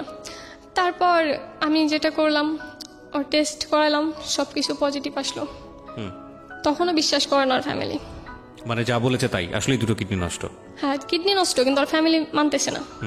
পরে তখন ওর বউকে একটা চেন দিছিল, সোনার চেন, ওটা বিক্রি করা, আরও কিছু বিক্রি করা, ওর মার পুরানো একটা টিভি ছিল, আগের দিনের যে টিভিগুলো 2500 দিয়ে বিক্রি করছিল, একটা ফ্রিজ, ছোট একটা ফ্রিজ, এগুলো বিক্রি করা, আর ওর মার একটা কানে তুলছিল, আর ওর ক্যাশ ছিল, মানে ওর মা সামান্য কিছু বিক্রি করা, দেন তারপরে ভর্তি করানো হয়, যেটা সম্পূর্ণ আমার তাগিদে। কোথায় সেটা? এটা কিডনি ইনস্টিটিউটে। ওকে। কিডনি ইনস্টিটিউটে তখনও তাও করা হয়তো না, তখন ওর বাবা আসছে ফার্স্টে, মানে ভর্তি করানোর উদ্দেশ্যে আসা হয়েছে, কিন্তু কিডনি ফাউন্ডেশনের সামনে দাঁড়ায় উনি বলতেছে আমি জাস্ট রক্ত দিতে আনছি, আমি তো অন্য কিছু করাবো না। তখন ও চেতা দিয়ে বলছে, মানে একটু খারাপ ব্যবহারই করছে, যে রক্ত দিতে আনছো, রক্ত তুমি বললা ভর্তি করবা, তাহলে এখন রক্ত দিতে আনছি এটা কেন বলো, যেখানে ওরা যদি এমনি রক্ত দেওয়া হয় ও মারা যাবে ডিরেক্ট, এটা জানা সত্ত্বেও সে ওখানে করতেছে। পরে উনি সিনকেট করে সে চলে গেল ওখানে রাইখা, আমি একা। সেদিন থেকে আমি একা ওরে সামলাইতেছি। তারপর ওখানে আর হইল না, কারণ ওখানে প্রচণ্ড খরচ। তারপর সরার দিতে গেলাম, যেখানে বন্ধ ছিল সেদিন, যার জন্য ভর্তি হতে পারলাম না। তারপর সরাদি থেকে বলে দিল যে পাশে একটা হসপিটাল আছে, ওখানে আপনি ট্রাই করতে পারেন। তারপর কিডনি ইনস্টিটিউটে গেলাম, সেখানে গিয়ে আমরা ভর্তি হলাম। ভর্তি হওয়ার পর ওর ডায়ালিসিস করবে। এখন সেটা একটা খরচ আছে, ক্যাথেটার করার জন্য 5,000 টাকা লাগবে। টাকা পয়সা সব কিছু আমার কাছেই। তখনও মানে জানে মাত্র কিছুদিন, তার আগে ওরা আমি কিছু জানাইনি। ওর বাসায় বলে দিয়েছিলাম ও জানে কিছু না জানে। দেন ওরা জানানো হলো। তারপর ওখান থেকে ডাক্তাররা বললো এই অল্প বয়সে এটা, মানে সবাই প্রচণ্ড আফসোস করতে লাগলো। তখন ওর শরীর ভাঙে নাই, ওর ওজন তখন 80 কেজি। তখনও 80 কেজি। প্রথম যেদিন ডায়ালিসিস করা হয় তখন ওর ওজন আসে 72 কেজি প্রথম ডায়ালিসিসে। ওখানে থাকি আমরা 3 দিন ডায়ালিসিস দিই, কিন্তু ওখানে আমরা থাকি হলাম প্রায় 11 দিন। ওই 11 দিনে লোকের মুখে শুধু একটা কথাই শুনছি, তোমার আর কেউ নাই, তোমার তো আজ অব্দি কেউ দেখতে আসলো না। এই এতদিন ভর্তি রইলাম, একটা দিনের জন্য না ওর বাবা না ওর মা কেউ একটা দিনের জন্য দেখতে আসে নাই। তারপর সেটা না আমি কোনো ছিল না, লোকে কথা বলতো, এক কান্দা ঢুকাইতাম আরেক কান্দা বের করে দিতাম। কিন্তু আমার বাড়িতে তা মিথ্যা বইলে আসছি। আমি তখন বলছিলাম যে যেহেতু আমার পুলিশে যাওয়ার কথা ছিল, তখন মোটামুটি সব কিছু ঠিকঠাক। আমি বলছি যে আমার মানে কিছু টেস্ট আছে সেগুলো করাইতে হইব, যার জন্য আমার যাইতে হইব। আমি সেজন্য গেলাম, মানে এটা তাদের বুঝাইলাম, কিন্তু আসলে তো আমি ওর পাশে এসে দাঁড়াইছি। তারপর এখান থেকে ডিরেক্ট বাসায় চলে গেলাম। বাসায় যাওয়ার পর এখন তো আমি বাসায় বলে দিছি, এখন ওদিকে লেট হইতেছে, আমার তো এখন বের হইতে হইব, যার জন্য আমি বাসা থেকে বের হইলাম। বাসা থেকে জানে যে আমি পুলিশে যাচ্ছি, কিন্তু তখন আমারটা ফিক্সড হয় নাই। কিন্তু যখন ফিক্সড হইল তখন ওর অবস্থা খারাপ হইতে থাকলো।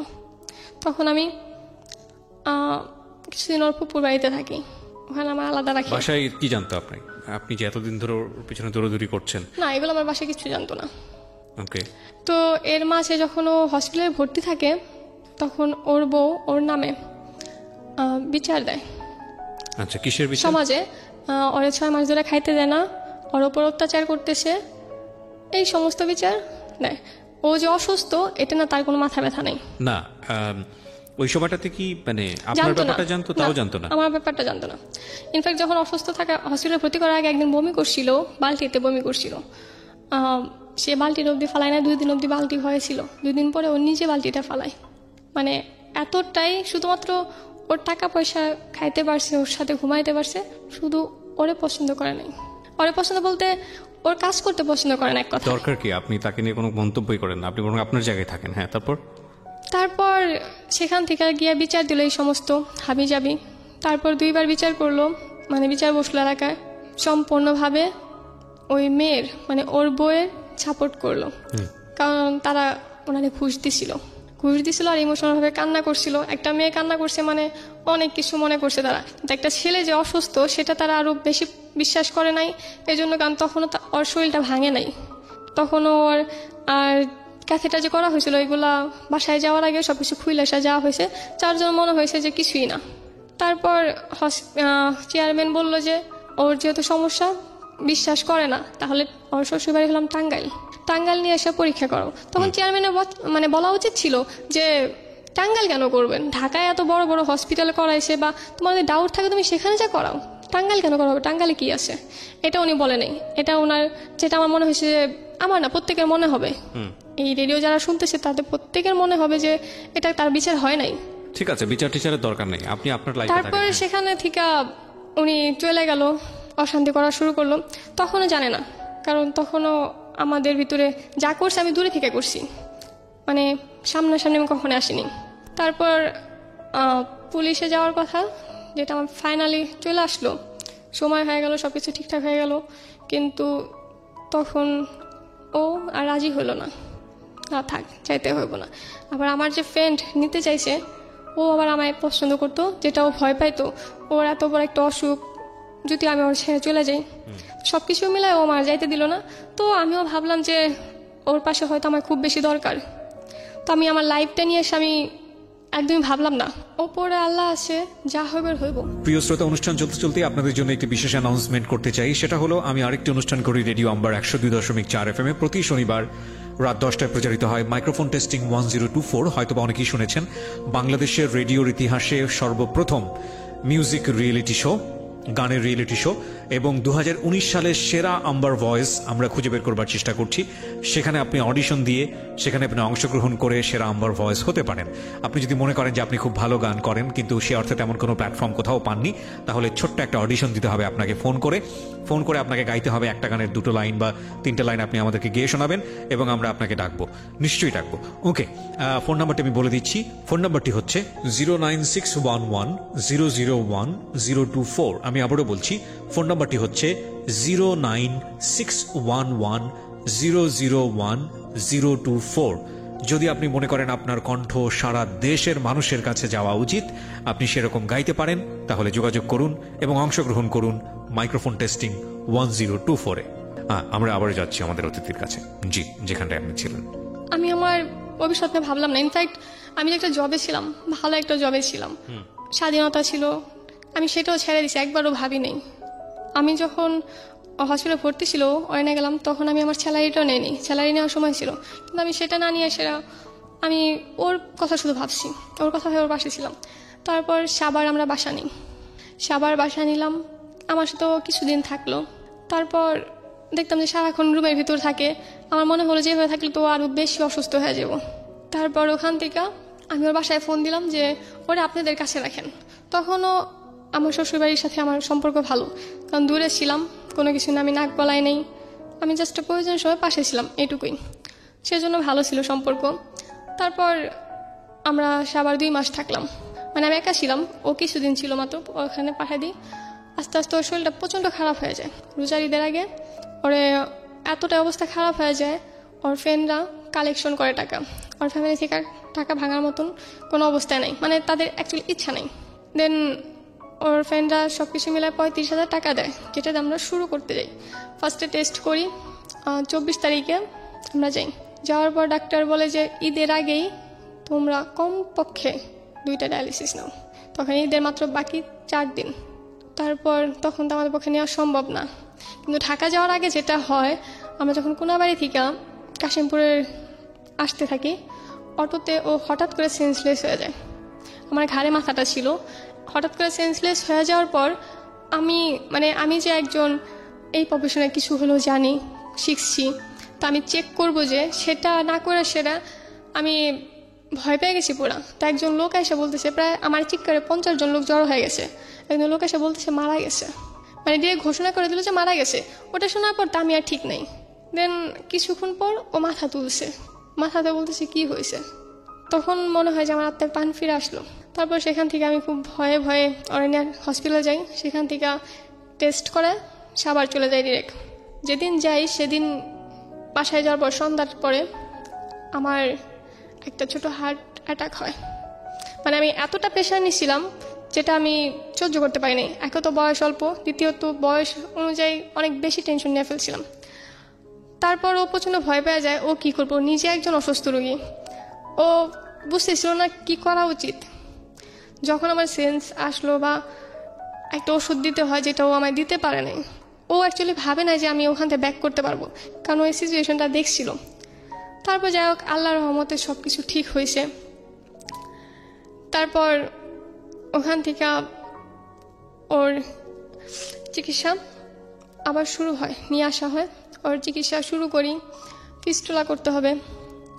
ফিস্টুলা করার জন্য আমাদের হসপিটাল থাকতে একজনের সাথে আলাপ হয়, উনি বললো যে তোমরা ঢাকা আসো, শুধু আমি সব কিছু করতেছি। তো যেহেতু পরিচিত, বিশ্বাস করলাম, ওনার মাধ্যমে ফিস্টুলাটা শুরু করি। ফিস্টুলা ক্যাথেটার 2টা একসাথে শুরু করি, কারণ ফিস্টুলা চালু হতে 2.5 মাস সময় লাগে। কিন্তু কি বলে ওইটা শুরু হয় না, আমাদের ওইটা ফিস্টুলাটা নষ্ট হয়ে যায়। একটা ফিস্টুলা নর্মালি অনজায় করলে পর 15,000 টাকা রাখে, যেখানে আমাদের 8,000 রাখছে। কিন্তু একটা ইঞ্জেকশন 2 বেলা দিতে হয়, যেটা 700 করে পড়ে একটা ইঞ্জেকশন, যেটা প্রচণ্ড ব্যয়বহুল, আমাদের পক্ষে সম্ভব না। তো সেখান থেকে ওই টাকায় হয় না, যে 35,000 টাকা দেয় ক্যাথেটার ফিস্টুলা করতে, প্রথমে 17,000 টাকা আমাদের চলে যায়। কিন্তু আমি কি করব তখন? তারপর ওর ব্লাড দিতে হইব।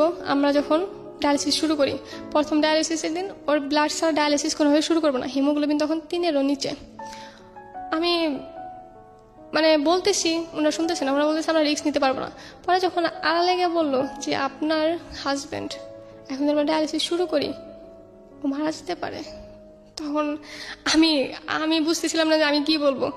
পরে আমাদের কাছে মাত্র একজন ডোনার, ওর গ্রুপ হয়েছে ও নেগেটিভ, যেটা খুব রেয়ার, আপনিও হয়তো জানেন, সারা দেশের মানুষই আশা করি জানে, কিন্তু এতটাই রেয়ার মানে পাওয়া যায় না, মানে যায় না। তারপর আমাদের সাথে একজন ছিল, সেটা দিয়ে মানে একমাত্র আমার পায়ে পড়া বাকি ছিল। বললাম যে দেখেন, না করলেও ক্ষতি হইব, করলেও ক্ষতি হইব, আবার ভালোও হইতে পারে। তবে আমি রিস্কটা নিলাম, নিয়ে সেটা করাইলাম। তবে যেখানে 4 ঘন্টা হয় সেখানে আমরা ডায়ালিসিস দিলাম 2 ঘন্টা। ফার্স্ট ডায়ালিসিসটা করালাম, তারপরে একের পর এক 4টা ডায়ালিসিস, 4 ব্যাগ দেওয়া হলো।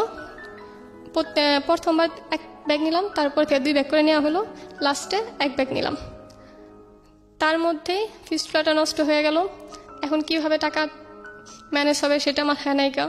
তো যে রক্ত দিছিল তাদের কাছে আমি একজনে বলছিলাম যে বলছিল যে আপু আপনাদের কিভাবে হলো, এক এলাকার, কিন্তু আমরা কোনোদিন জানতে পারলাম না।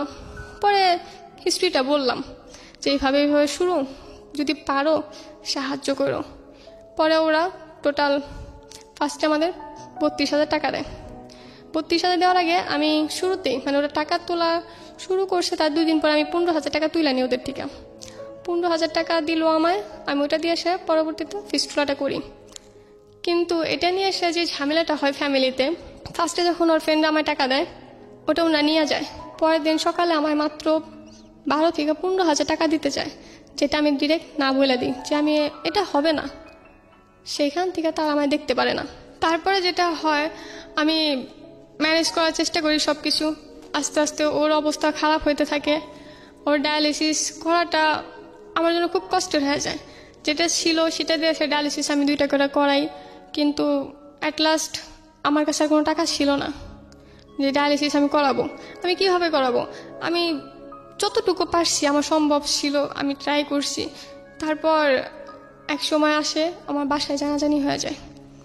অ্যাকচুয়ালি জানাজানিটা হয়তো না, ঈদের আগের দিন, কুরবানিদের আগের দিন আমি আমার বাড়িতে যাই, যেহেতু আমার বাড়িতে জানি যে আমি জব করি, তো ছুটিতে সবাই আসে বাড়িতে। আমার ফ্যামিলিও অধীর আগ্রহে বসে আছে যে আমিও আসবো, তো সেই হিসাবে শুধুমাত্র দেখানোর জন্য আমি আসছি। সেদিনও এতটা অসুস্থ হয়ে পড়ে, ওরে হসপিটালে নেওয়ার মতন কেউ নাই, ওর বাবা মা বোন কেউ নাই পাশে। ইনফ্যাক্ট ওরে কিডনি দেওয়ার কথা ছিল শুরু থেকে আমার, কিন্তু আমি জানতাম না যে আমি কিডনি দিতে পারবো। তখন আমি অনেক ভয়ে ভয়ে ওর মারে বলি, ওর মা সময় নেয়, একটা মা সময় নেয় যে ছেলেকে কিডনি দেবে না দেবে না। 1 ঘন্টা পরে ফোন দেয়, বলে যদি লাগে আমি দেবো, এমনভাবে বলে। আমি তারপর বলি যে যাই হোক পাইছি তো। তাও তার ঘন্টাখানিক পর আমি আবার জানতে পারি যে আমি দিতে পারবো। ওই যে ভাইয়াটা আমাদের হেল্প করছে উনি বলছে যে স্ত্রী দিতে পারে। পরে আমি বললাম যেহেতু আমার সাথে ম্যাচ, তাহলে আমি অবশ্যই দেবো। আমি সাথে সাথে ফোন দিয়ে বললাম মা আপনার দিতে হইব না। পরে উনি বলল ঠিক আছে। এই জন্য বাড়ি বিক্রি করার উদ্যোগ নেয়, কিন্তু ওরা কোথায় থাকবো সেটা ভাইবা সেরা বাড়িটা আর বিক্রি করে না, যার জন্য ওর অপারেশনটা হয় না।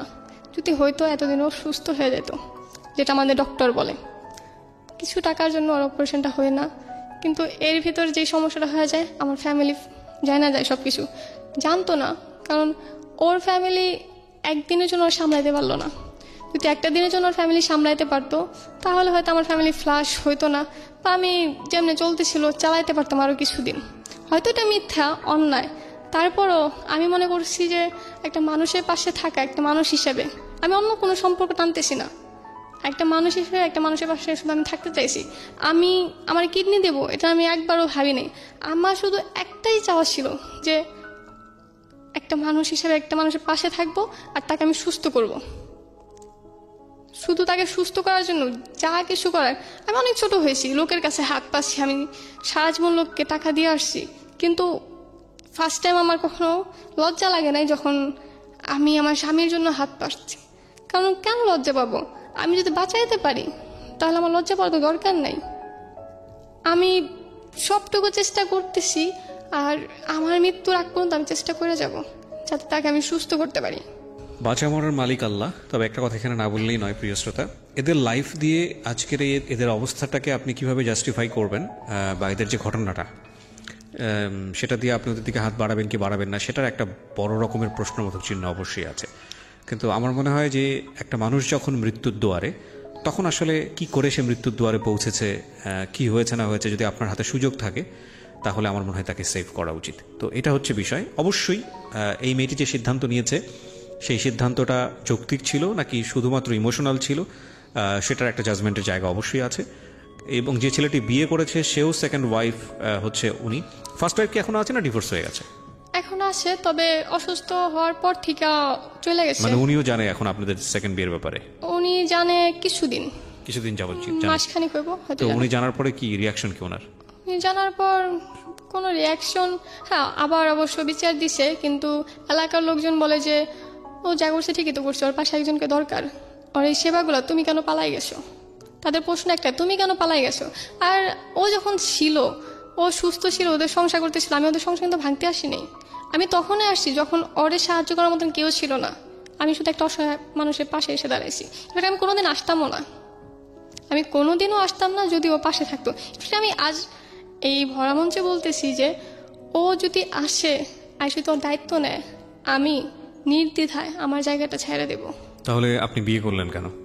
আমি বিয়ে করছি, ভালোবাসছি, বিয়ে করছি, কিন্তু আমার চাওয়া শুধুমাত্র এটুকুই, ভালো থাকুক, যেখানেই থাক, আমার কাছে থাক বা অন্য কারোর কাছে থাক। আমি শুধু যে মানুষটাকে ভালোবাসি তাকে আমি ভালো দেখতে চাই, ভালো রাখতে চাই, সেটা যার কাছে থাক, আমার আর কোনো চাওয়া নেই। বিষয়টা আসলে কমপ্লেক্স, শুধু ইমোশনাল জায়গা থেকে জাজমেন্টের সুযোগ নাই, ভেরি কমপ্লেক্স সিচুয়েশন। কিন্তু আপনারা ও বিয়ে করে ভুল করেছে না শুদ্ধ করেছে এই জায়গাটায় আমরা যেতেই পারি, কিন্তু আমার মনে হয় যে সাহায্যের জায়গাটাতে জাস্টিফাই করাটা খুব মুশকিল হয়ে যাবে। তাহলে ঠিক আছে, ওর বাবার প্রচুর প্রপার্টি আছে, এবার বুঝতেই পারছেন যে ওর ফ্যামিলি এটা মানেনি, বা মানাটা স্বাভাবিকও না, খুব স্বাভাবিক না, কারণ ফ্যামিলি চেয়েছিল একটা ছেলেকে বিয়ে করতে, সেটা সে করেনি, পরবর্তীতে নিজের মতো করে একটা ছেলেকে বিয়ে করেছে, তার যে ব্যাকগ্রাউন্ড সেটা ফ্যামিলির সাথে যায় না। তো সব কিছু মিলিয়ে আসলে একটা ভজকটা অবস্থা, এবং এই ভজকটা অবস্থা থেকে আসলে একটা মানুষকে সাহায্য করাটা খুব ডিফিকাল্ট, আমি জানি, কারণ আমরা আসলে তাকেই সাহায্য করি যাকে মন চায়। এই ঘটনা শুনে আসলে অনেকেরই মন চাবে না এই মেয়েটিকে সাহায্য করতে, কিন্তু একটা জিনিস অবশ্যই উচিত, যে মানুষটা মৃত্যুর দ্বার প্রান্তে আছে সেই মানুষটার পাশে কেউ না কেউ দাঁড়িয়েছে। সেটা কিভাবে দাঁড়িয়েছে সেটা বড় প্রশ্ন নয়, প্রশ্নটা হচ্ছে যে ওই মানুষটার সাথে একজন দাঁড়িয়েছে তাকে হেল্প করার জন্য, অ্যাটলিস্ট তাকে আগে সেভ করেন, তাকে আগে বাঁচান, বাঁচানোর পরে গিয়ে ওকে তারপরে সেটা নিয়ে যুক্তিতর্ক হতে পারে যে না সেটা সে ভালো করেছে না মন্দ করেছে। কিন্তু মৃত্যুতে একটা মানুষ পতিত, সেই মানুষটাকে নিয়ে আসলে জাজমেন্টে যাওয়ার কোনো সুযোগ নেই। এই যে মানুষটাকে নিয়ে এতক্ষণ ধরে কথা হচ্ছিল, ওনার হাজবেন্ড নাম যেন কি? সোহান খান। সোহান আমাদের স্টুডিওতে এই মুহূর্তে উপস্থিত হবে, ভিডিওতে আপনারা তাকে দেখতে পাবেন। সোহান এতক্ষণ বাইরে সোফাতে ঘুমোচ্ছিল, তাকে আমরা রাখিনি স্টুডিওতে, সে কিছুক্ষণ আগে ডায়ালাইসিস করে এখানে এসছে। আমি বরং বলতে চাই যে এই মেয়েটি আসলে নিজের জীবনের জন্য এখানে আসেনি, সোহানের জন্য এসছে, এবং নিঃস্বার্থভাবে এসছে এই কারণে যে দেখুন, ও যদি বেঁচে যায় তাহলে এমন না যে ওর হাজব্যান্ডের কাছ থেকে কোটি কোটি টাকার মালিক হবে, নট লাইক দিস, কারণ এরই আসলে প্রপার্টি আছে, ওরই কিছু নাই, এর লেখাপড়া আছে, ওর নাই, এবং এমন না যে ওকে নিয়ে সে অনেক আনন্দে সংসার করতে পারবে, কারণ স্টিল তার প্রথম ওয়াইফ তার ঘরে আছে। ঘটনাগুলো কিভাবেও দেখা যায় সেজন্যই বলছি। তো সেই জায়গাটি থেকে আপনারা যদি মনে করেন যে না এই মেয়েটিও অ্যাটলিস্ট একজন ভিকটিমের পাশে দাঁড়িয়েছে, একজন খুব অসহায় একটা মানুষের পাশে দাঁড়িয়েছে তাকে বাঁচানোর জন্য, তো আমার মনে হয় সেদিক থেকে মেয়েটাকে অ্যাপ্রিসিয়েট করা উচিত। ভালো করেছে না মন্দ করেছে সেটা পরের হিসাব। তো এই মুহূর্তে ওনার হাজব্যান্ড স্টুডিওতে, এবং সোহান আমি কয়েকটা কোয়েশ্চেন করি আগে, এতক্ষণ আপনি ছিলেন না স্টুডিওতে, আমাকে একটু বলেন আপনারা বিয়ে শাদী করেছেন কবে? আমাদের বিয়ে হয় আপনার 2018 সালের 1 ডিসেম্বর। 1 ডিসেম্বর। তো সোহান আপনি তো সবকিছু ওকে জানিয়েছেন বিয়ের আগে? হ্যাঁ, আপনার একটা ওয়াইফ আছে, ওনার কি বাচ্চা আছে? না, বাচ্চা আছে। তো আপনার ওয়াইফ তো বর্তমানে আছে, দুজনেই ওয়াইফ আপনার? হ্যাঁ, দুটোই আছে। আচ্ছা, তো আপনার এই যে ডায়ালাইসিস যেটা হলো, মানে যেটা হচ্ছে এখন, কিডনি ধরা পড়েছে, এটার ব্যাপারে আপনি সবকিছু আপ টু ডেট, যে এটার আপনার দুটো কিডনি নষ্ট হয়ে গেছে এরকম সবকিছু আপ টু ডেট? হ্যাঁ, আপনার ডায়ালিসিস না করলে তো এখন একদমই সুস্থ থাকতে পারি না। আচ্ছা, তারপরেও মানে জরুরি 2টা করে করা সপ্তাহে, সেইখানে আমরা 1টা করে করতে পারতেছি।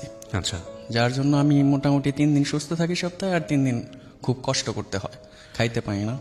একটা বিষয় কি, মানে যদি ধর্মীয়ভাবে বিষয়টা দেখি সেকেন্ড ওয়াইফের ক্ষেত্রে, একটা হচ্ছে রিলিজিয়ান থেকে ধর্মীয়ভাবে আপনি যেহেতু মুসলমান সেই জায়গাটা থেকে এটার অনুমতি আছে, কিন্তু রাষ্ট্রীয়ভাবে আমরা যদি যাই বা আমাদের আইনের প্রেক্ষাপটে যদি আমরা যাই, তাহলে প্রথম স্ত্রীর অনুমতি ছাড়া আপনি দ্বিতীয় ওয়াইফকে নিতে পারবেন না। এবং আমাদের সামাজিক যে অবস্থা সেখানে এটা বিষয়টা সুখেরও হয় না, অনেক ভয়ঙ্কর রকম রূপ ধারণ করে পরবর্তীতে এই বিষয়গুলো জানাজানি হলে। তো এইরকম একটা ঝুঁকি আপনার কি মনে হয় না যে আপনি এরকম একটা বিপদের মধ্যে, বা নাকি আপনার একটা প্ল্যান ছিল যে কোনোভাবেই হোক ওনাকে লাইফে জড়িয়ে তারপরে একটা সেটেল করা? না, এরকম না। আসলে ওর সাথে আমি ভালো ছিলাম না, একদম প্রচুর খারাপ ছিলাম। আর বিয়েটা হয়েছিল আমার মানে অনুমতি ছাড়া অথবা আমার রায় ছাড়া, যৌতুক নেওয়া মানে হয়েছিল জোর করে আর কি একটা বিয়ে, মানে যৌতুকের লোভে আমার বাবা করাইছিল। তখন তো আমার মাথায় একটু প্রবলেম ছিল, তো আমি তো ওইভাবে স্ট্রংলি নাও করতে পারি নাই। তো ভদ্রমহিলাকে আগে বিয়ে হয়েছিল কোথাও? হ্যাঁ, আগে একটা বিয়ে হয়েছিল, সেটাও আমার জানাইছিল না, সেটাও আমি জানতাম না। এবং আমার চেয়ে এইজটাও অনেক বেশি, বয়সও অনেক বেশি। তো এই বিষয়গুলো আমার মনে আর কি প্রচুর আঘাত করছিল। ওই সংসার কত বছরের আপনার? আমাদের ওই বিয়ে হয়েছিল 13 সালে, বাট ও চলে গেছিল, মানে অন অফ ছিল। ঠিক আছে, আমি এখন যে অবস্থায় আপনি আছেন এই অবস্থা থেকে আপনার ওয়াইফ চাচ্ছে, মানে আপনার সেকেন্ড ওয়াইফ চাচ্ছে আপনাকে কিডনি দিতে, রাইট? সো আপনাকে একটা কিডনি দিলে আপনি সুস্থ জীবনযাপন করতে পারবেন। তো এটার জন্য কি পরিমাণ আপনার আর্থিক সাহায্য লাগবে? এখন ওষুধপত্র, তারপরে সবকিছু যাবতীয় নিয়ে 3.5 লাখ টাকার মতো। আচ্ছা, আপনি একটু বলেন আমাকে, লুবা ডাক্তার কি বলেছে? ডাক্তার আমরা যখন ভর্তি করে ফার্স্টে বলছে যে দেখো ওর বয়স যেহেতু অল্প, তাহলে তোমরা দেরি করো না, তোমাদের যদি পার্সোনালভাবে কোনো সাহায্য দরকার হয় তাহলে আমরা করব, যেহেতু তোমরা খুবই অল্প বয়সে দুইজন, তোমাদের খুব কম টাকা লাগবে, তোমাদের চার্জ লাগবে 2 লাখ টাকা কিডনি চার্জ। আর যদি তোমার সাথে ম্যাচ হয়ে যায় আল্লাহর রহমতে, তাহলে তো সেটা খুবই ভালো কথা, তোমাদের টাকা কম লাগবে, চার্জ লাগবে, আর হসপিটালে 15 দিন থাকতে হবে। এখন সবকিছু মিলিয়ে কি বলছে ডাক্তার, কত লাগবে টোটাল? মানে এখন ডায়ালিসিস বা পরে যা খরচ হবে ওষুধের খরচ ছাড়া শুধুমাত্র কিডনি ট্রান্সফার করতে 3,90,000 টাকা লাগবে। আচ্ছা, 3,90,000। তার মানে প্রায় 4 লাখ টাকার মামলা। হ্যাঁ, আর তারপরে 1 বছর পর্যন্ত ওষুধ খাইতে হইব। ওকে। আর যেটা আশা করি আমরা নিজেরাই দুজনে কাজ যদি করে। ডায়ালিসিস করতে ওকে না পারে, আপনার বয়স কত এখন? 26 বছর বয়স। মানে ডায়ালিসিস যদি ও করতে না পারে, ওর দুটো কিডনির যে অবস্থা, তাতে ওর ডাক্তার কি বলেছে? ডায়ালিসিস করতে না পারলে যেটা হবে, ওর পেটে যদি পানি জমে, পেটে পানি জমলে পরে যেটা পেট থেকে বের করতে হবে, আর যেটা আইসিইউ সাপোর্ট ছাড়া করা সম্ভব না। আর প্রত্যেক দিন আইসিইউতে, তার মানে আমরা বুঝতে পেরেছি যে ও আসলে মৃত্যুর সাথে প্রতি মুহূর্তে পাঞ্জা লড়ছে। আপনারা দেখতে পাচ্ছেন না ভিডিওতে, আমি দেখতে পাচ্ছি। আমি যখন স্টুডিওতে ঢুকলো তখনই ওকে বলছিলাম সঙ্গে সঙ্গে আপনার পায়ে পানি চলে এসছে। আপনি তো ডায়ালিসিস করেছেন মতো একটু আগেই, তারপর ওই অবস্থা। ঠিক আছে, আমি একটু যেটা বলেছি যে সেটা হচ্ছে কি অবস্থায় আপনারা এসছেন এখানে, কিভাবে হয়েছে, ওগুলো নিয়ে তর্ক বিতর্কের সুযোগ আছে, সেগুলো দিকে আমরা বরং না যাই। আমরা বরং এটা কিভাবে দেখি যে এই মেয়েটি একজন ভুক্তভোগী মানুষের পাশে দাঁড়িয়েছে। আমি মনে করি যে মেয়েটা ওর পাশে দাঁড়িয়েছে, এবং এই মেয়েটা যদি ওর পাশে না দাঁড়াতো তাহলে হয়তো এই ছেলেটা আজকে লাখ লাখ মানুষের সামনে নিজেকে প্রেজেন্টও করতে পারতো না। আমরা বরং এভাবে দেখি যে একটা মানুষের জীবন বাঁচানো ফরজ, আমরা এটা জানি। তো সেই জায়গাটা থেকে এই ছেলেটার একটা ব্যবস্থা হোক। কিডনির ব্যবস্থা হয়ে গেছে, শুধুমাত্র 4 লক্ষ টাকা হলে এই ছেলেটা বাঁচতে পারবে। আর একটা জীবন বেঁচে থাকা মানে একটা জীবন মৃত্যুর আগ পর্যন্ত দুনিয়াতে অসংখ্য ভালো কাজ করার সম্ভাবনা থাকে, অসংখ্য ভালো কাজ করার সম্ভাবনা থাকে। আমরা জানি না যে কালকে আমাদের জন্য কি অপেক্ষা করছে, এই ছেলেটি কালকে পর্যন্ত বেঁচে থাকবে কিনা এটাও আমরা জানি না। কিন্তু আমরা যদি এই ছেলেটির জন্য স্টেপ নেই, আমরা যদি এই ছেলেটির জন্য কিছু না কিছু করি, তাহলে এটার দ্বারা আমাদের একটা ভালো কাজ নিশ্চিত হয়ে গেল। এবং প্রত্যেকটি ভালো কাজের একটা রিটার্ন থাকে, নিজের জীবন দশা সেটা পাওয়া যায়, সৃষ্টিকর্তা আমাদেরকে সেটা দেন, এবং মৃত্যুর পরে তো সেটা আছেই। তো সেই জায়গাটা থেকে আমরা বরং কোনো কিছুর যোগ বিয়োগ না করে, ভালো ছিল না মন্দ ছিল ওদের এই প্ল্যানটা বা কি হয়েছে না হয়েছে, সেই জায়গাটায় না গিয়ে আমরা বরং এই ঘটনাটা কিভাবে দেখি যে একদম মৃত্যু পথযাত্রী একটা ছেলে, মৃত্যু পথযাত্রী একটা মানুষ আজকে আমাদের দরজায় দাঁড়িয়ে আছে। মাত্র 4 লাখ টাকা হলে তার বাঁচার সম্ভাবনা হয় with the name of almighty Allah. তো আমরা তাকে সেই সাহায্যটুকু করি। ঠিক আছে, তাদের সংসার সুখের হবে নাকি তারা একসাথে থাকতে পারবে না, নাকি তারা ভবিষ্যতে কিভাবে থাকবে, সেই জাজমেন্ট আমরা বরং না যাই। আমরা বরং এটা চিন্তা করি, সোহান সে এখন মৃত্যু মুখাপেক্ষী, তাকে আমরা সাহায্য করি।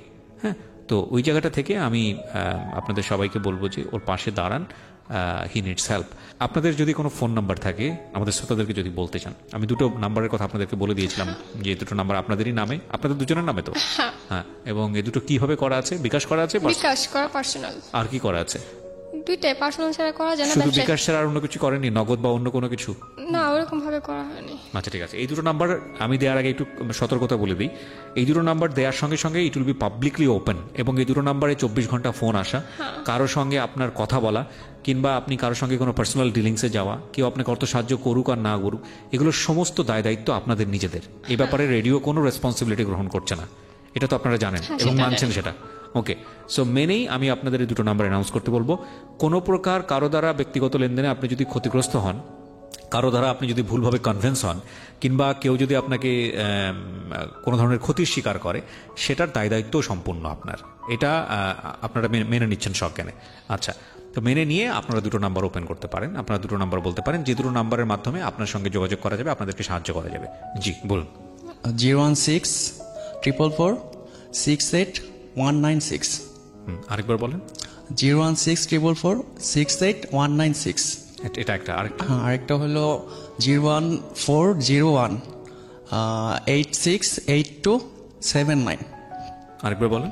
01401868279। তাওয়াক্কুল তো আল্লাহ। মানুষকে অবিশ্বাস করতে নেই, এবং মানুষ বিপদে পড়লে মানুষের পাশে দাঁড়াতে হয়, সে যে ধরনের মানুষই হোক না কেন। আপনারা ওর পাশে দাঁড়ান এবং ওকে সেভ করুন, জীবন বাঁচানো ফরজ। আপনারা সবাই অনেক ভালো থাকুন, নিশ্চয়ই ভালো কিছু হবে সেই আশা করেই শেষ করতে চাই। থ্যাংক ইউ ভেরি মাচ আমাদের এখানে কষ্ট করে আসার জন্য, অনেক ধন্যবাদ। জীবন গল্প।